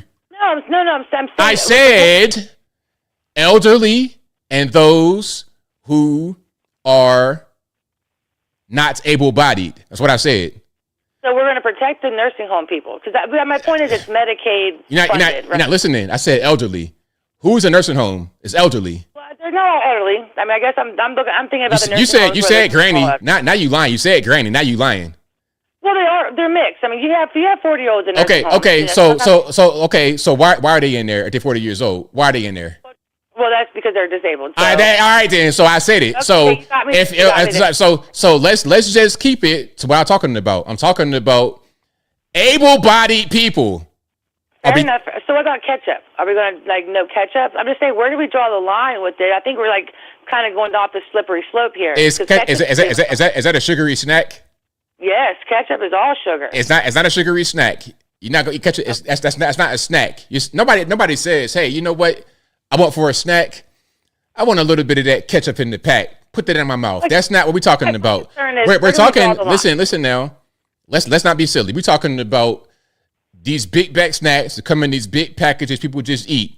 10,000 calories, 20,000. We ain't talking about a ketchup packet. Let's not be silly. Okay. Well, I guess my point is, where do we draw the line? Because what happens if there's no pork? And what happens when now it's the food stamps, but eventually it could be the rest of us too? Like, nobody gets soda because soda's bad for everybody. You see what I'm saying?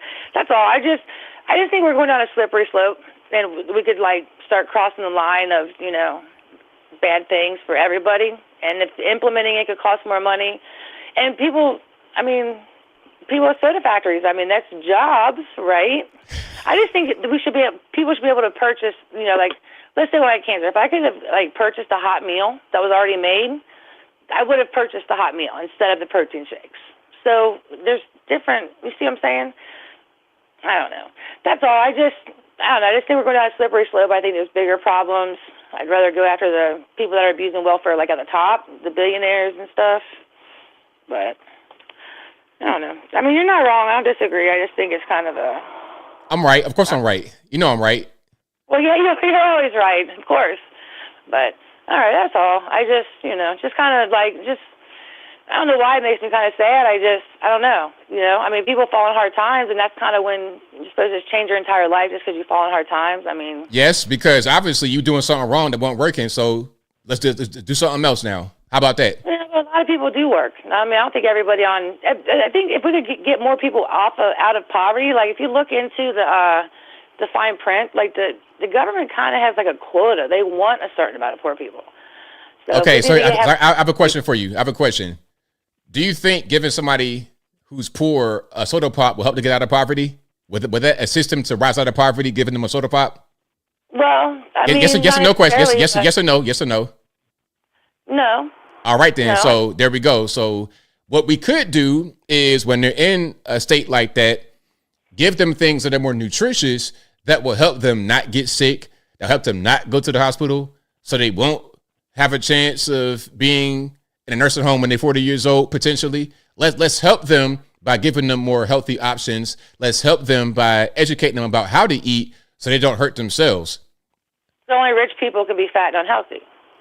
Well, if you're poor and you're having a hard time being able to take care of yourself, then I think we have a duty to help you take care of yourself. If you're a rich person, you take care of yourself. So if you want to be rich and not rely upon the government and not rely upon me to pay your bills, do whatever you want. You want to smoke crack, you want to shoot meth and die, go ahead. That's your business. But if you are in a rough state and you want us to help them, it shouldn't just be we give them a soda pop. Let's help them in a variety of ways. Let's educate them about how to get better, how to push forward, how to not be unhealthy at that particular time. Because if you are a poor person and you're unhealthy, now we got to pay for it again. We're going to pay for your unhealthy food and for your treatment after you get unhealthy. But if you're rich, pay for it yourself. Do whatever you want.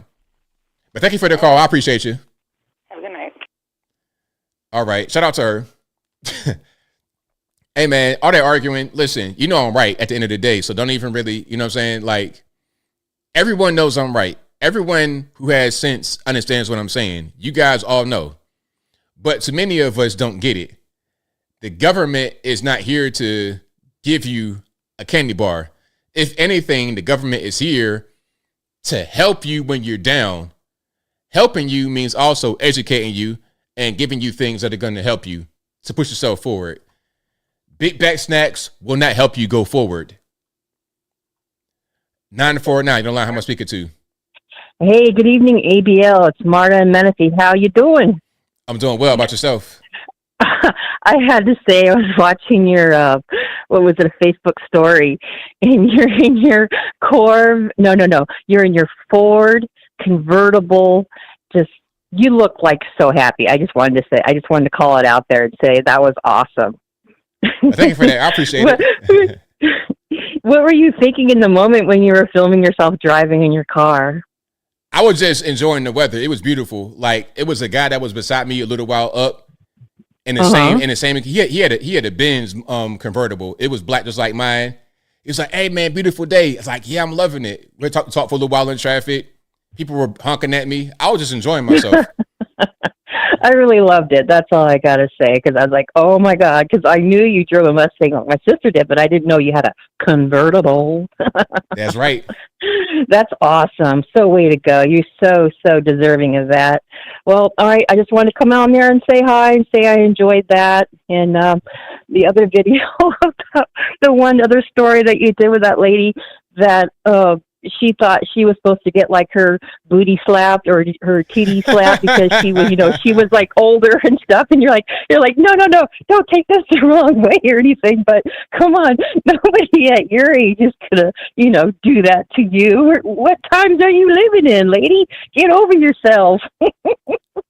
Right on. Anyways, I just thought that was a hoot too. Keep it going. You're doing great. All right. Love you. Good night. Talk to you later. Bye, everybody. Bye. Thank you for the call. Most certainly appreciate you. Great call. If you guys are not on Facebook, you got to go to Facebook. I'm telling y'all missing. Like, shout out to the Facebook community. Facebook community, you guys are really, really strong. You guys are really dedicated and loyal to me. I appreciate y'all so much. Y'all don't understand. Y'all don't get it. Like, getting to the 100,000 on Facebook for me is like getting to 1 million on YouTube. It's like that. It's like that level of equivalence. It's been so many years. It's been so much fighting back and forth with Facebook, shadow banning, and then I'm not shadow banned, and the government got involved. It's been a whole big thing. So shout out to the Facebook community. Absolutely.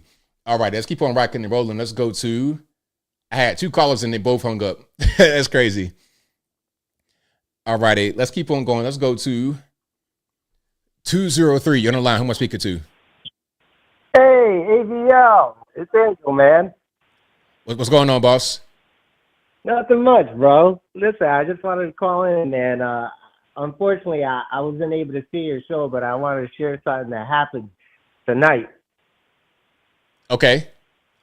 So check this out. I went and brought my girlfriend and soon-to-be fiance, and my daughter to a Hansen show. You remember Hansen? I remember them. Bop. Yeah, bro.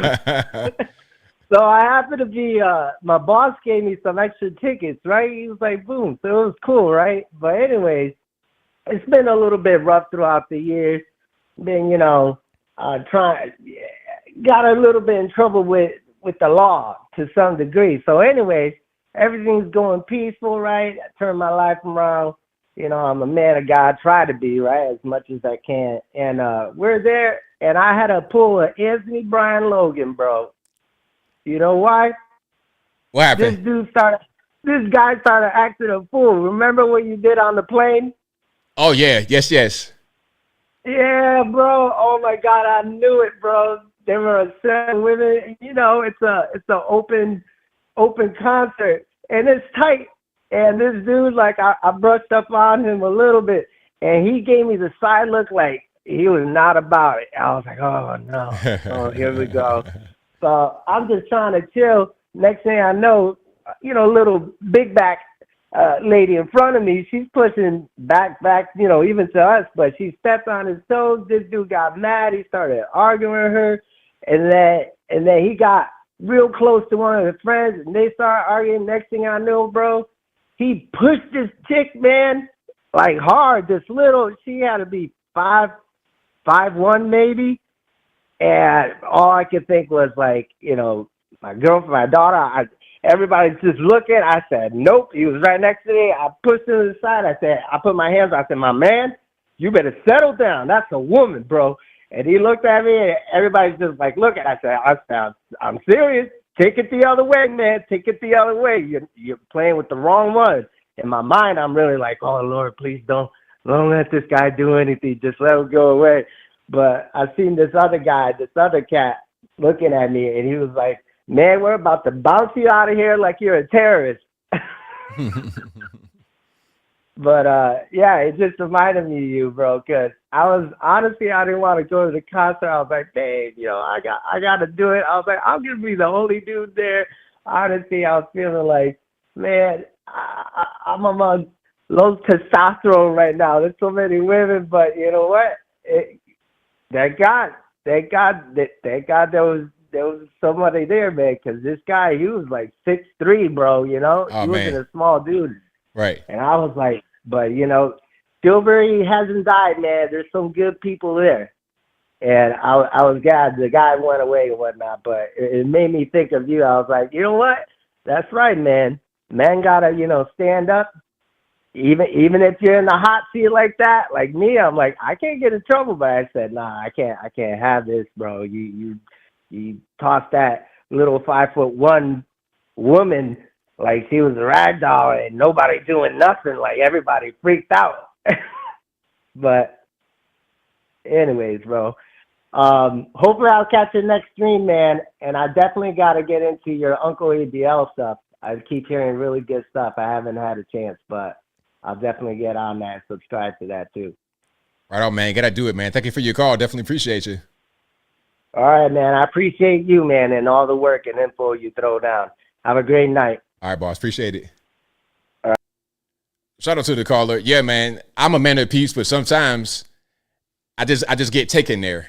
I'm like Buddha. I'm just chilling, and then somebody just activates me, and now it might be a little bit different. So yeah, shout out to him. What I don't do though is get in domestic disputes because that gets a little bit weird. 740, who I'm speaking to. It's Jeff ABL. How you doing? I'm doing well. About yourself? Oh, pretty good. I'll tell you what, man. You're complaining about somebody mowing at 8:30. You sound like an old white woman, don't you? 100%. Hey, go stick your head out the window. Go ahead. Hey, I'm the caring energy is good sometimes. I could just see you stick your head out the window. Sir, Wheel of Fortune's on. Man, I'm just teasing with you a little bit there. And I'll tell you what, man, like this last dude was talking about having to stand up to other men acting a fool in public and you having to do it. Listen, man, if he's 6'3" or something, there's probably other men around that are willing to back you up on that.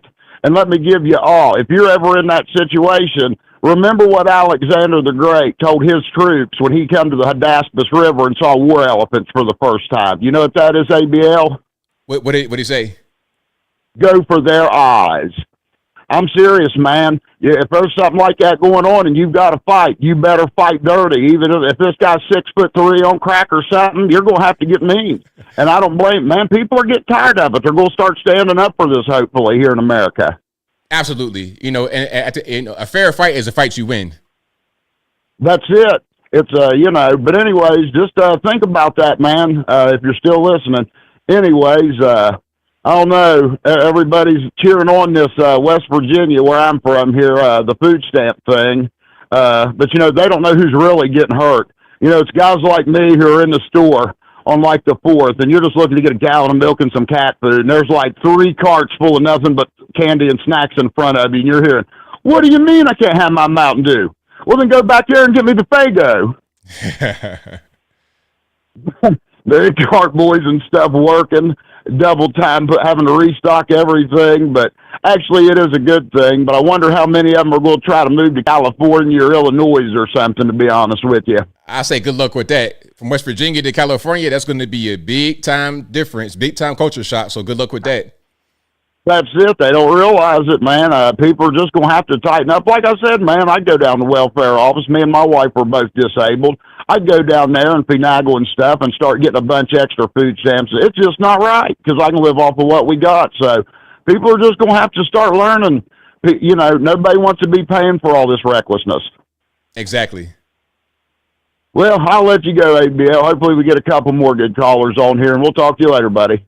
All right. Thank you for the call. Definitely appreciate you. All right. Bye, bud. All right. Shout out to the caller. Great caller. Yes, indeed. Shout out to West Virginia, the best Virginia. All that Mountain Dew, man. That Mountain Dew, it's really, really bad. Like, I'm talking about meth mouth from drinking excessive Mountain Dew. Not just occasional, but I'm talking about like all day long, every day, all day. Mountain Dew. 850, you're on the line. Who am I speaking to? Hey, Anthony Brian, this is James Small. I'm calling from Florida. How are you doing, man? I'm doing well, man. How about yourself? I'm doing great. Hey, I just had to call in and I let you know I'm on SSI. I'm on a limited income. I get food stamps, and I ain't proud of it, but I do. But I go to the grocery store, and I'll pick out meats. I'll pick out vegetables. I'll pick out meals. And I do it the right way. I got 2 kids I got to, feed. I might get a chip here or some cookies here or whatever, and that's it. But they take this away. I ain't going to be mad. I'll deal with it. I don't understand why people are getting so damn pissed off. I mean, I see people with nothing but snacks, frozen foods, stuff that ain't even nutritious in their buggy, just loaded full. Exactly. That's my thing, because I'm not against government assistance, but I mean, come on, like, we got just complete junk. People just eat junk, and that is causing them to be unhealthy. So my thing is, okay, if we're gonna have this be government funded, we should at least be a little bit responsible with it. It shouldn't just be eat whatever you want. Let's be a little bit responsible with our citizens in this country. And not only that, I just got back from Walmart here 10 minutes ago, and there's a pack of Pringles. I think there's 6 little mini cups in there. It's $7 dang. You can buy 1 tube of the off-brand for, like $2. But it's all convenience and chips, and it's just ridiculous. Yeah, the prices of food are way high too, but yeah, snacks need to be out of it. You can go without those or find another way to get them. If you have, whatever. Exactly. Well, I also tell you that been watching your show for quite a while. I pretty much agree with everything that you've ever talked about. So I love your show, man. Keep up the good work. I just had to call and throw in my 2 cents. Well, thank you for the call, man. Definitely appreciate you. Yes, sir. Thank you very much for having me on, and waving a hand to everybody out there. God bless y'all. Take care. Right on. All right, shout out to the caller. Yeah, man, this food stamp issue is really it's because there's so many people on it, and there's different things. Again, like I told to the earlier caller, if you are a senior citizen or disabled, I'm not even really counting you in this conversation. I'm talking about able-bodied people who just sit on their hind parts and be chilling. Nah. 805, you're online. Who am I speaking to? My name is Job for Nine, and I'm in California. All righty, what's going on? Really enjoy your show. I wanted to tell you congratulations on your Facebook numbers. Thank you. I appreciate it. No problem. I wanted to know if you had heard of a North Carolina Democrat named by Carla Cunningham. I've not heard of her. I would suggest, if you get a minute, to definitely put in a search. She is a Democrat who ended up standing up for common sense and went against her own party and voted to have the law enforcement work with ICE, because I guess the governor was against that. So they were able to override the veto, and her speech in regards to why she justified it was absolutely amazing. And I just wanted to make you aware that there are some Democrats out there who are definitely waking up. Okay, well, it sounds pretty good. I'm going to go check that out and see what the speech is about. So it sounds good so far, so I got to hear the full thing in its entirety. Thank you so much. You have a great night. Thank you for the call. Appreciate you. Bye. Okay, yeah, shout out to the good Democrats. They exist. You know, I would prefer that everybody be conservative like me, but if you're a Democrat and you got a brain in your head, then that's good as well. That is most certainly good. So yeah, shout out to all you guys for calling. You guys are the best audience anywhere on these interwebs. Shout out to everybody who understands that government assistance is not an entitlement that you could just get whatever from, or at least it shouldn't be. It should just be what you need, not what you want. I was always taught as a child that wants and needs are different. You need to eat food. You need to drink water. You need to have clothes on your body. Food, clothing, shelter. But when you're talking about you need food, do you need candy bars, soda pop, popsicles, honey buns, oatmeal cream pies? Do you need that? Is that what you need? Hold on. I got one more video I got to show. And I'm in the calls right there, but I got to show one more video. I got kind of excited tonight. I didn't show all my videos, but this is one that I had to show because you're going to see some things in here. This kind of lifestyle is, I got to just show it. So somebody, a celebrity, probably a rapper, okay, was in an Airbnb for a month in Miami. A $10 million Airbnb in Miami for a month. This is what celebrities left in my $10 million Miami Airbnb. They were here for a whole month, and take a guess in the comments how much a 30-day stay in a $10 million Miami house could be. Anyway, this checkout was easy in the top 3 craziest of all, and you will see why in a moment. In every single of the 6 bedrooms, there was at least 1, if not even 10 pairs of shoes. First of all, you could tell that it was a black guy, a rapper in here, because a bunch of Nike Air Force Ones, we call them DCs. And when I was a kid, if you wore white DCs, you were considered to be kind of soft because it was like you were trying to be a pretty boy. We would wear the black DCs or the black Air Forces, black forces. You probably see memes about that. Oh, the black forces is. We wore the black ones because it wouldn't get dirty like the white ones would, and you could wear it all year long. But this right here is someone who has a bunch of these shoes because whenever they get scuffed up at all, you put on a new pair, which is ridiculous in my humble opinion. So let's go through one by one. In this closet, a brand new pair of Timberlands and white Air Forces and more clothes and hats just thrown into the shelves. Over here, loads of garbage and 1 pair of AF1s in the walk-in closet and 1 more in the bedroom. And like every square foot of the house, it was pretty gross, especially the bathrooms. In the living room, a PlayStation controller and these ugly Balenciaga slide-ins. And in the next bedroom, another controller, another 2 pairs of shoes, a clogged, nasty bathroom, and another 2 pairs of AF1s in the closet. Next bedroom had some shorts, 4 expensive Nike pairs in the wardrobe, and against so many accusations, I'm not sneaking inside the house while they are away. They simply left the stuff and don't care about it. In this case, I even called them and asked them what's up with all the clothing, because one room had a whole suitcase full of merchandise and more shoes, and if you pay attention, even some bullets on this desk. And now to the last bedroom, which is my favorite because it has direct pool access, 1 pair of Air Forces on the floor, and 2, 3, 4, 5, 6, 7, 8, 9, 10, 11 here, and another 2 in the bathroom. Last but not least. Now, this right here is a crown jewel I wanted to get to. That's the reason why I thought about this video, because of all the food conversation. This is the kind of stuff they eat. And these people that are dependent upon assistance, they don't understand how to eat. Look, like, okay, we got oatmeal cream pies. We got, what's that? Like, I forget the name of these little cakes they got. Reese's cups, just cookies, just junk all on the counter. And that is the kind of thing that they'll buy with EBT. That's not any food right there. That's just snacks. That's just sugar in different varieties. The kitchen and then you see in the fridge full of, what do we have in there?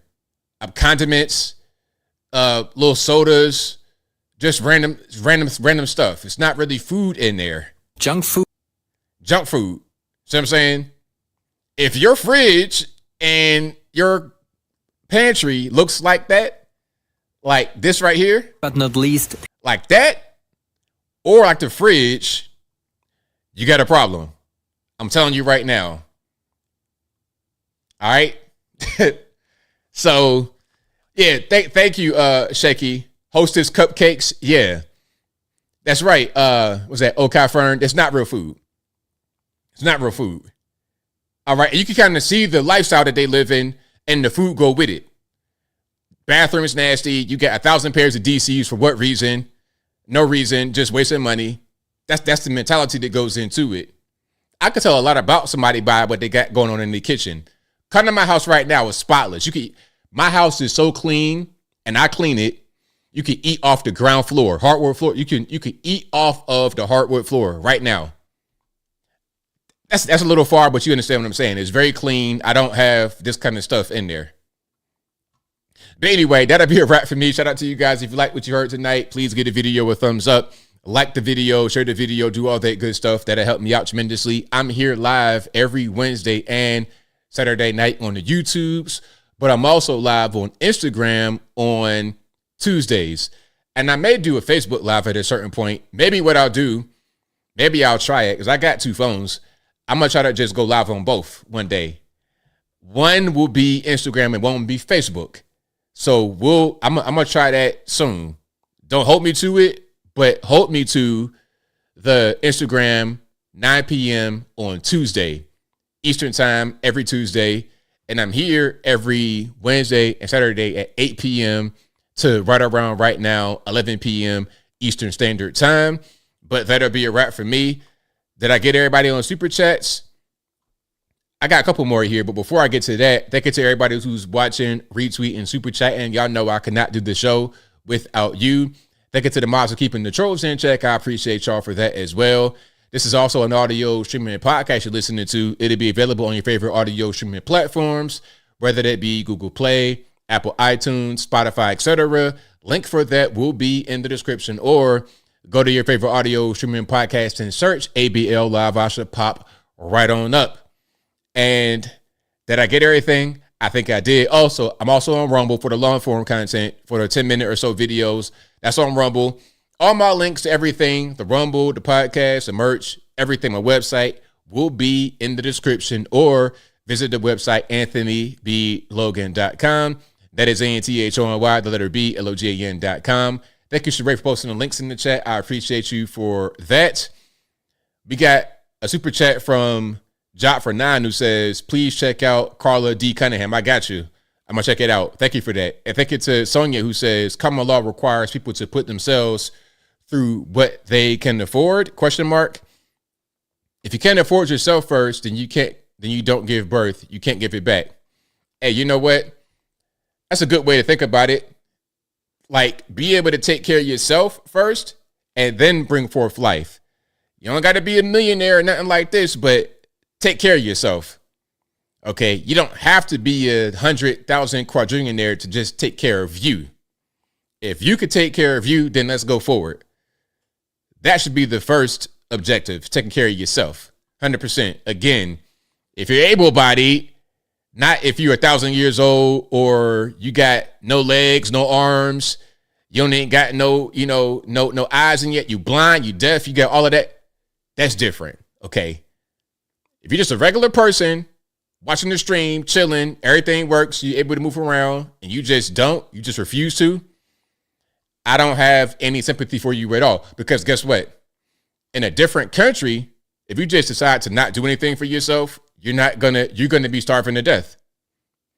So that's pretty much that on that. But that'll be a wrap for me. You guys are the best as always. But until next time, y'all be safe. I'm out. And peace.